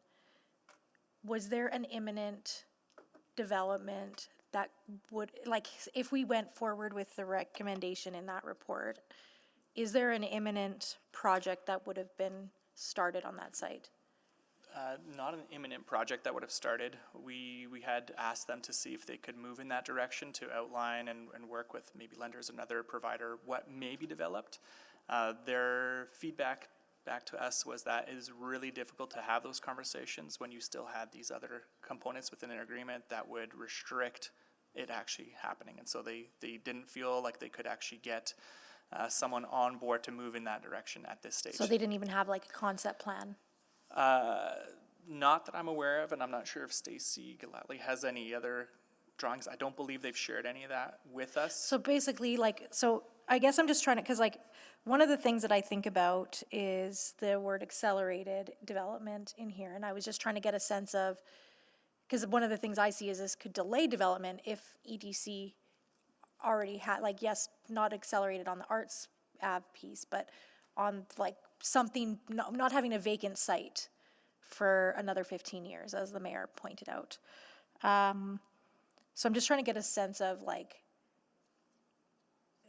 if this was approved, it says accelerated development, but accelerated, like we have, right now it's like accelerated or starting a development, because like, I guess maybe to the mover, I don't think that's a fair question to ask administration. You say facilitate accelerated development, but we have to have a development period. Like there's not even a project in which to accelerate. Yeah, and when the words accelerated development in my mind relate to a more accelerated pace than we've currently seen for development on this site. So like 7 years instead of 15? I'd like to see faster than that, but I think there's general concern in the community about how slow this project has been going. So that's the intention there, is to see development on this site. I know, and I hear that, and I think the question before us today is, does this motion definitely develops the site, has the potential to develop the site more in line with the community's vision. But does it have actual potential to develop the site? Is like, there's more risk, but there could be more reward with this motion. That's how I kind of see it. Whereas like, either just going forward, at least we can hold EDC to account to getting something developed.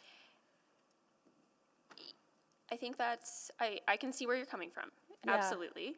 I would say that there's also risk in removing or making the amendments that have been proposed by ECDC, not only on the side of community who has some expectations around what they'd like to see on this project or on this site, but I really think there's a concern around the type of development we would see, even if it is quicker than what would be. So we don't want just, we just don't want any development. Okay, no, that helps square it in my mind. I just needed to talk that through with you. Appreciate it. Thank you, Councillor Rutherford.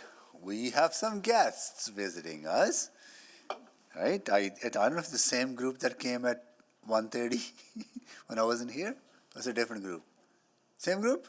Ah, you're back, right? Okay. All right. Okay. I want to welcome grade 6 class from Monsignor.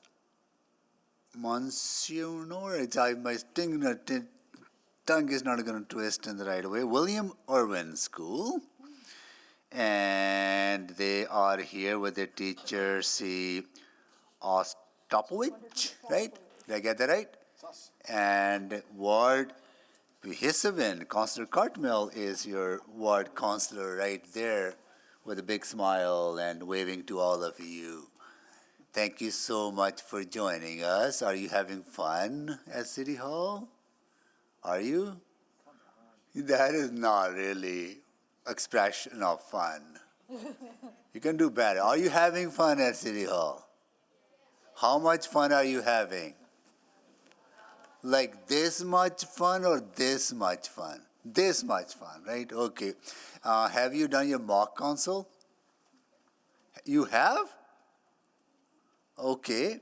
And who's your mayor or was your mayor? Mayor, you want to come down to the podium? Come on, come down to the podium.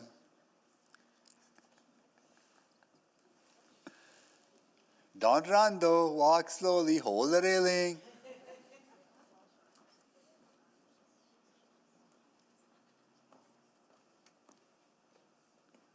Tell us your name, and then also tell us what was the topic of discussion for you? My name is Sean, Sean. and the topic was if we should lower the voting age to 16. To 16. And so what was your decision? Our result was that we should. You should. Okay, can you give me one reason why? What you heard from your classmates? Because 16-year-olds can drive, so why shouldn't they be able to vote? Absolutely. That's a good logic. Thank you so much for joining us. Are you sticking around for a bit, or your bus will probably be arriving soon? What was that? Sorry? What time are you going back? When are you heading back today? Oh, really soon. Quite soon. Real soon? Yeah. Did you take ETS bus here? No, we took a school bus. School bus, okay. And this is the only class from your school today, or No, there was a French class in here, I think. Oh, yeah. Oh, okay. That was the class that came earlier on at 1:30, right? Yes. Okay, good. Though we missed that class. Thank you so much for joining us. Really nice, very, very nice to see you, and enjoy. Cool. Good. Have a lot of fun. Okay.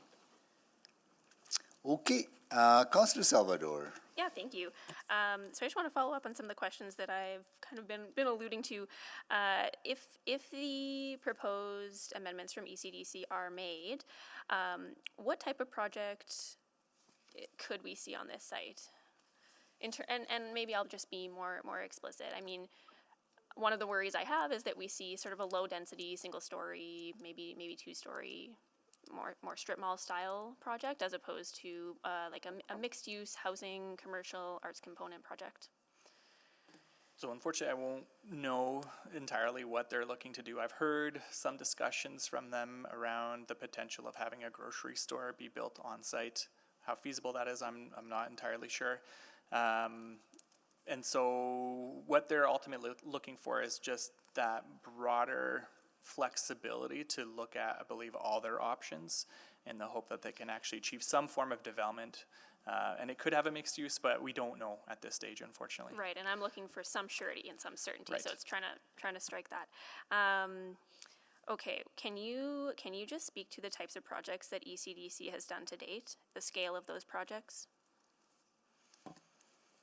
Off the top of my head, so we have transferred a number of parcels to them. The parcels that we have sold have not advanced towards development. However, they have acquired additional land separately, and they have built, I believe, residential or townhomes on those and made those available. That's the most I know in terms of the projects that they've advanced. Do you know if they've done any commercial? No, because we have not seen any other projects advance.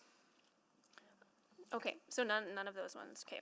And then just coming back to some of the questions asked from my colleagues, I'm hearing that we haven't really seen an alternative proposal put forward from ECDC because they feel that they're not able to do that until the amendments are made. That's correct. Have there even been like hints towards an alternative proposal? Other than what I've mentioned, like the discussions about a potential grocery store, there's nothing formal that has been shared with us that I'm aware of.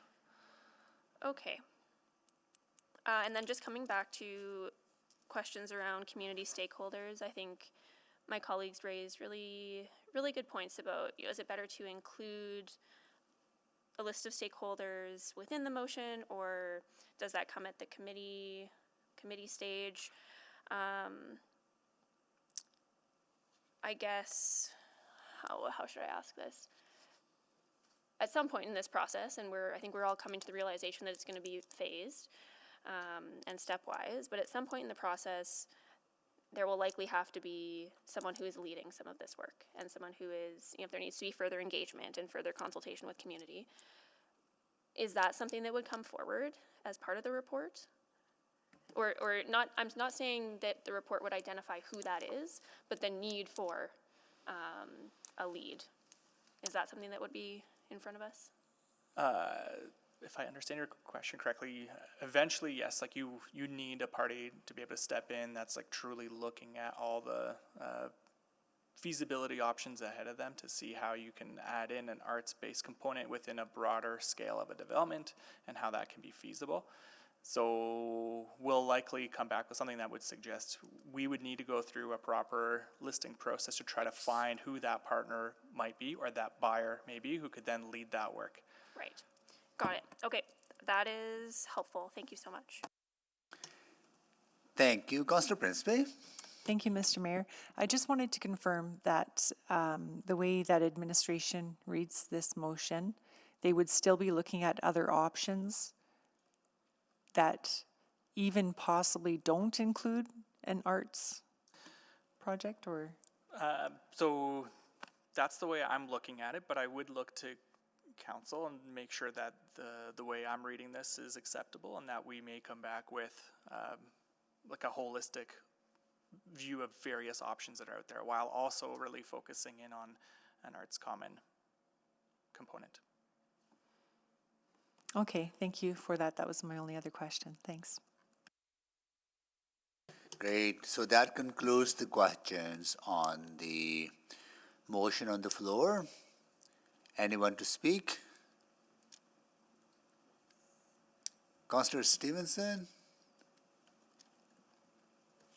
Thank you very much. I wanted to take a few moments to speak to this motion because it's a tough one, and it's been a long road to get to this point.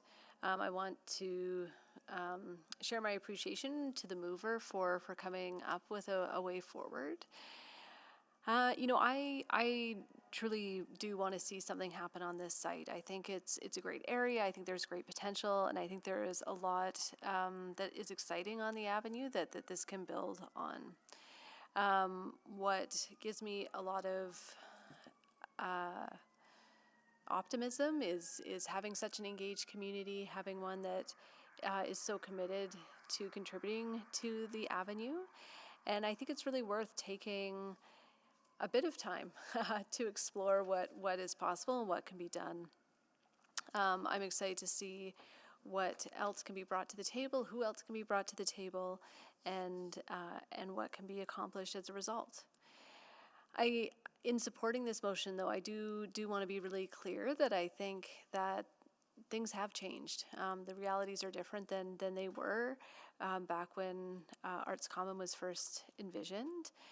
And I think that, numerous factors, aside from societal ones, but some real realities around the likelihood of significant grant funding, for example, being available.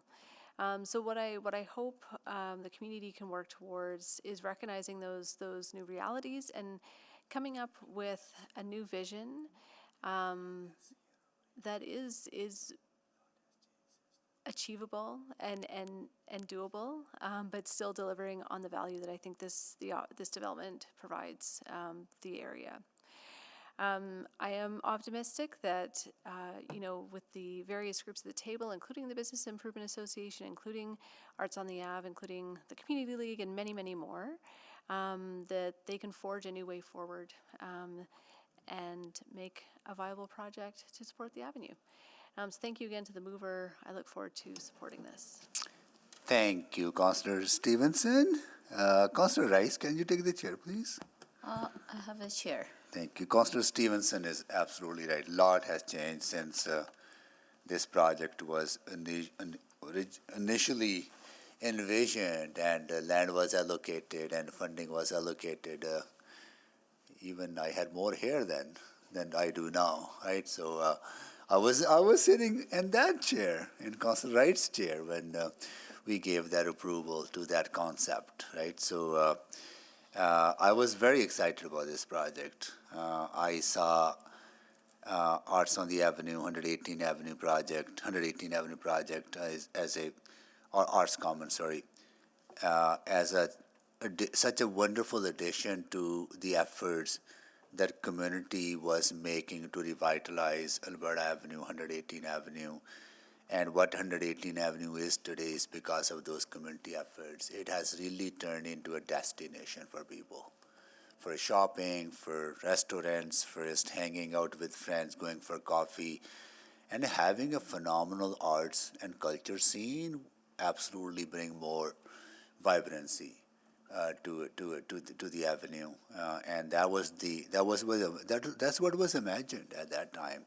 Unfortunately, sometimes things do get don't materialize as we envision them. So here we are today. I also want to take a moment to thank ECDC. That organization was, made responsible for advancing this project, and they worked hard in a number of ways to secure funding, and Arts on the Avenue did that too.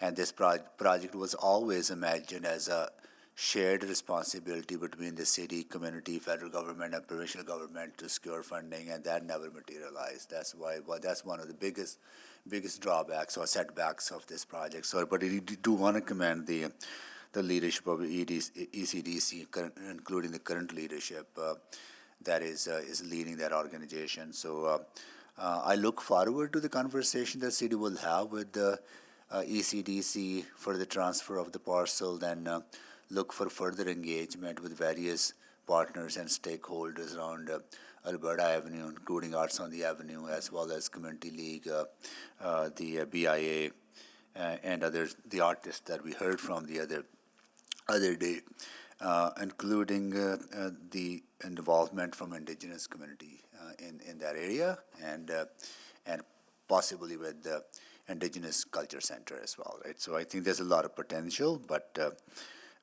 we need to get over this thing first, and start reimagining this site to be a dynamic place. It's a central piece of land on 118 Avenue, and it has a lot of potential, and we need to reimagine that potential and work with community to do so, and look forward to further conversations coming to the committee out of this conversation. So that I will take the chair back and go to Councillor. Return the chair. Go to Councillor Tang. Yeah, thank you, Mr. Mayor. I was struggling to figure out if I want to sign on to speak on this or not, because I've been struggling with this motion quite a bit. I don't disagree with the vision and my colleagues have just talked about. I think visions are important. They give us a North Star to have something to see into the future, a goal to work towards, but I don't think that alone is enough. And I don't know if I've necessarily seen anything here that's going to be different that will offer me a viable path to get there. And I hope I'm proven wrong this time. This is not, like I said, this is not the only community capital project with strong visions. And I've seen projects that, despite really involved community members, really engaged, conversations with stakeholders, making very little progress and takes years to kind of progress very little. And I worry about this suffering the same fate, and I hope I'm proven wrong.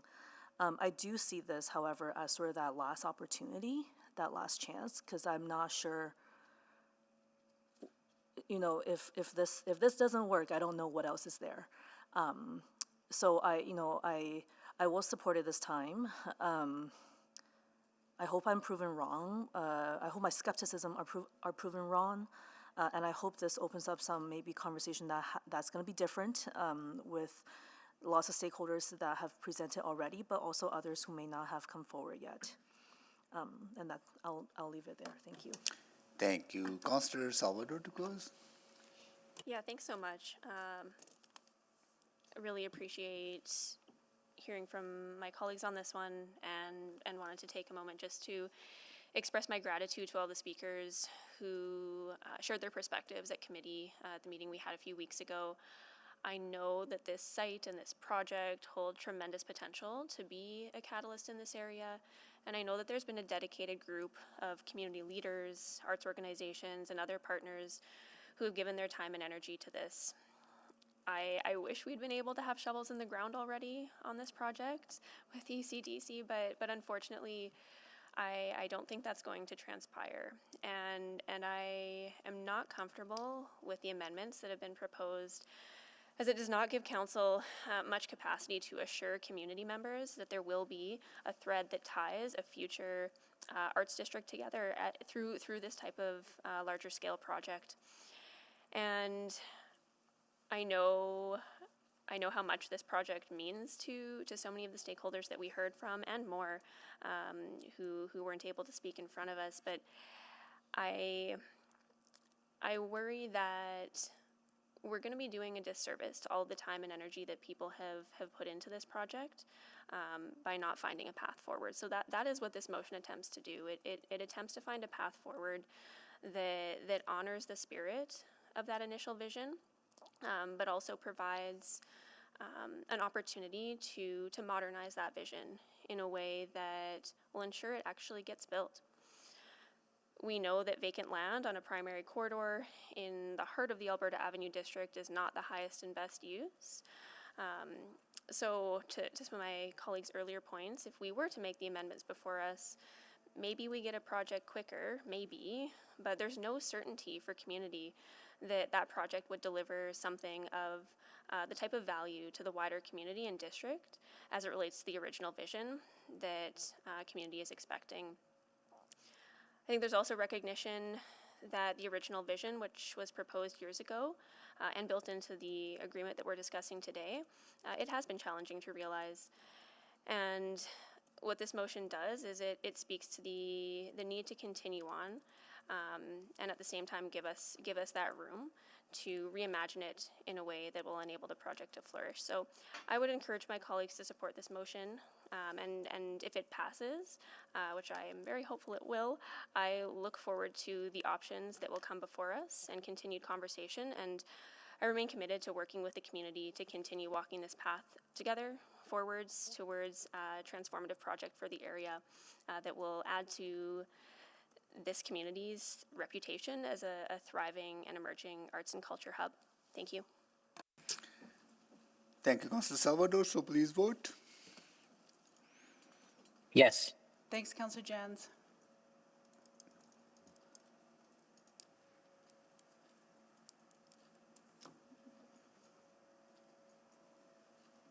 We have all the votes.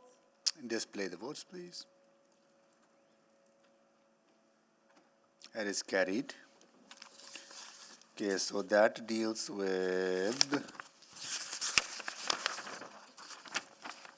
7-9. Bylaws are dealt with.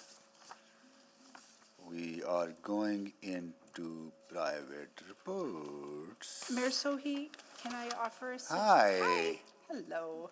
So I do believe we've got some flexibility in your schedule this afternoon. So the item that was originally scheduled at 3:45 could be brought forward. I believe the delegation is already in chambers, if that's helpful. Okay, we can do that. So there'll be items 9192, 94. 9192, and then once 9192 are done, I think you could just scoot right into 94, and 93 will be tomorrow. Okay. And we might have to adjust the time for 9:03 as well. It is 'cause- possible we Yeah. could, I don't Yeah. even want to, I don't even want to We'll see how we imagine go, it. let's see how we Won't till say 5, it, then we will see. Won't jinx it. Yeah. Mr. Mayor, I'll move that we go into private. But we do need to bring them forward first, or like, or we need to change the times, or we just go in camera and start dealing with I the. do believe we should actually adjust our orders, so bring them Okay, forward, please. so Councillor Stevenson, I can you do that? apologize. I will move to bring 9-1, 9-2, and 9-4 forward. Second. Okay. Please vote to bring them forward.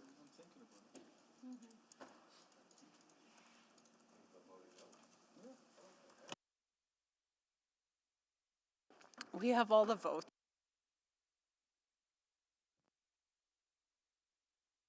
That is carried, too late. And I will now move that we go into private subjects to sections 24, 25, and 27 of the Freedom of Information and Privacy, Protection of Privacy Act. Second. Second by Councillor Salvador. Okay, please vote. Completely lost it there. We don't. Just waiting on a few more votes. I know, but Wait, they can't move yet. Yeah, stay. just waiting on one. Yes. Thank you, we have all the. Display the votes, please. That is carried unanimously.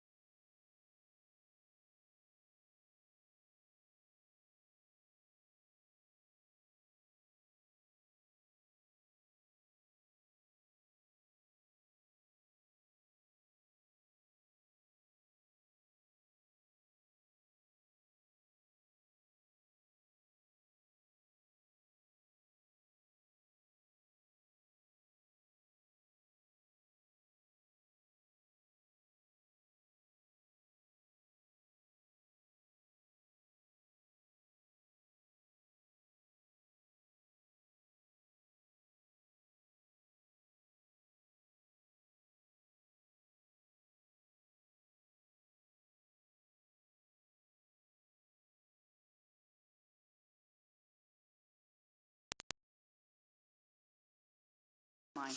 When's your next trip to Disney World? Tomorrow? Don't. If I may ask council's consideration for one of the notes of motions. Can we do could we pretty please do 9-1, 9-2, 9-4? Oh, yeah, we'll do that. We'll after that. Okay, well, let's do that first then. Councilor Stevenson, you want to move those? Are we in public again? We'll be back in public. We're live? We're live. Yeah, we're live. We're well alive. Yeah. We can do, yeah, do you want to just start with 9-1? I'm just going to, Great, I'll move that attachment 1 be added to the December 10th, 2024 Employee and Legal Services Verbal Report ELS 02785, and that the aforementioned attachment remain private and report. I'm assuming it's the whole report, not just the attachment? the attachment, there wasn't a report, so it's attachment verbal- 1 and what to you the verbal heard. report. Yep. The attachment 1 of the aforementioned verbal report remain private pursuant to sections 24, 25 of the Freedom of Information Protection and Privacy Act. Second. Please vote.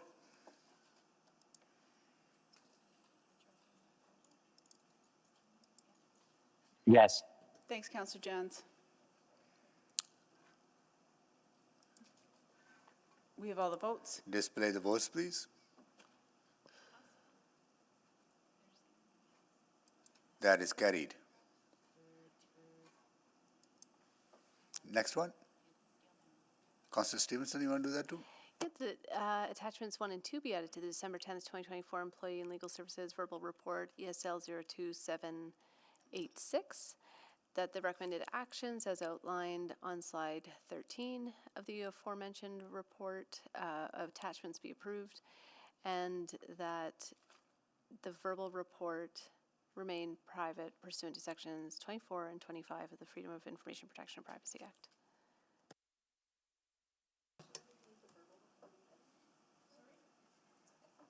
Second by Councillor Tang, or Councillor Knack? Councillor Knack, second. Second. Okay, please vote. Yes. Thanks, Councillor Jans. We have all the votes. Display the votes, please. That is carried. It may not take too long, but it is time sensitive. Is it okay? Could we do 9-4, Sorry, please? 9-4, sorry. Okay, I'm too. 9-4. Who's moving 9-4? Councillor Knack, you moving 9-4? Sure. Okay. Look at that. There it is. The December 10th, 2024 Employee Legal Services Report be received for information, and that the report, verbal report, remain in private subject to sections 24, 25, and 27 of FOIA. Second. Okay, all right, please vote. Yes. Thanks, Councillor Jans.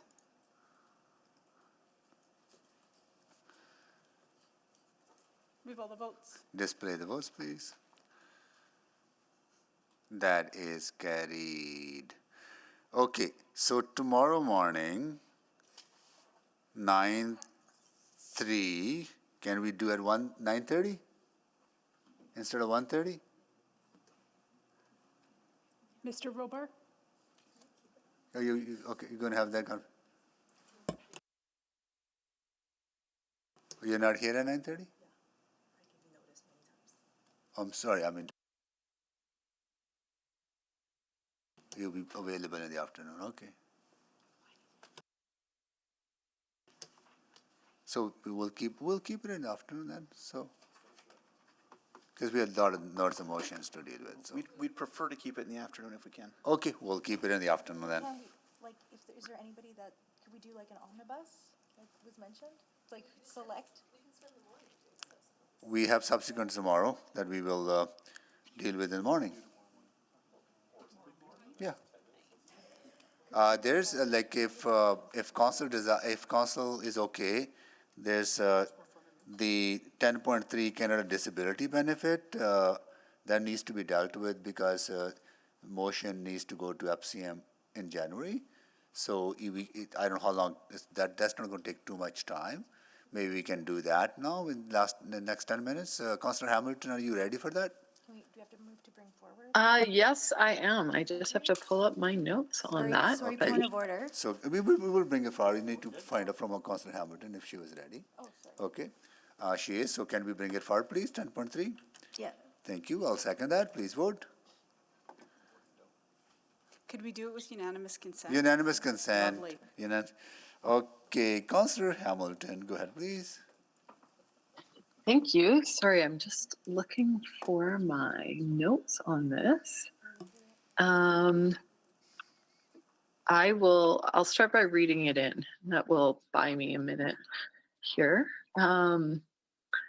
So I will read it in that the City of Edmonton endorse a resolution supporting advocacy on the Canada Disability Benefit to move forward via the Federation of Canadian Municipalities Annual General Meeting in May 2025. Second. Thank you. So to take a minute to introduce it, we haven't, first of all, Edmonton hasn't put anything forward to FCM as a resolution since 2022, I believe. But in the spirit of what we have advocated for as a council, my office and Mayor Sohi's office met with some advocates from Disability Without Poverty. And some of you may receive the Canada Child Benefit, and some of you, there's a Canada Seniors Benefit. And one of the gaps that the federal government had promised to fill was the Canada Disability Benefit. However, and this is the Canada Disability Benefit is coming forward this year. However, it isn't going to quite fill the gap. So why I believe this is appropriate for Edmonton, aside from its alignment with the value of council, it's appropriate for municipalities because when people with disabilities are not treated equitably in society, it's municipalities that often try and fill that gap, whether it's through transit funding, whether it's through recreation funding. We're the ones who are trying to lift up everyone. And so I circulated a draft of the resolution that for your review. Why I did not include that in the original motion, in part because we were moving really fast between offices to get a resolution forward, but also it may go forward to FCM and they may ask for some changes or tweaks. But the spirit of it, I think, remains the same, that people in our society who struggle with disabilities should be allowed to enjoy sort of the fullness of society. So with that, I guess I'm open to questions. Okay. Any questions, colleagues? Okay. Anyone no questions? Anyone to speak? Councillor Rice, can you take the chair, please? I have a chair. Thank you. I want to say a few words. I really want to thank Councillor Hamilton for taking on the leadership role on this file and meeting with the stakeholders and working with the administration and my office to put together this resolution for FCM to consider and doing that in such a short amount of time. So thank you, Councillor Hamilton. We all know that Edmonton is bearing a lot of the cost of underfunding of much of the needed social infrastructure, like income support by other orders of government. And I also met with the Disability Without Poverty group, and they let me know of the importance of ensuring that Canada Disability Benefit be launched as soon as possible. So this will help with that advocacy and to ensure the benefit is proportionate to the needs of people with disabilities.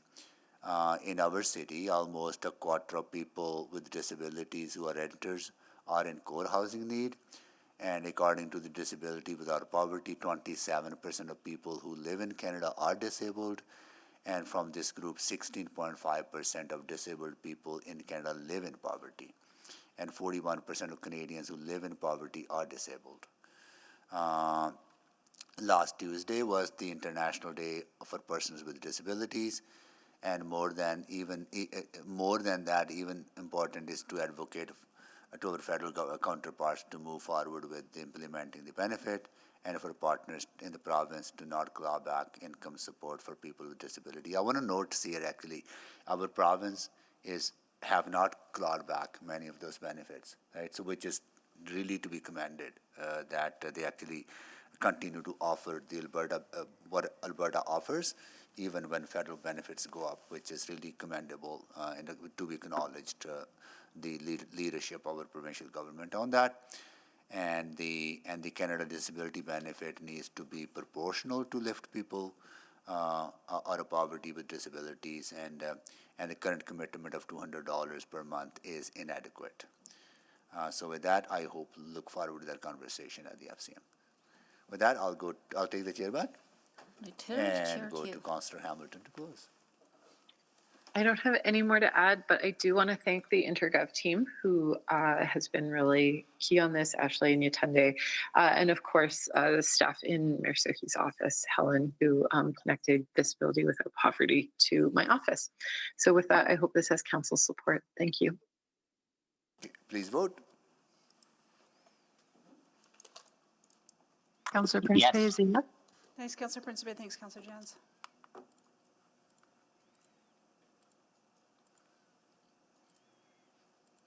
We have all the votes. Display the votes, please.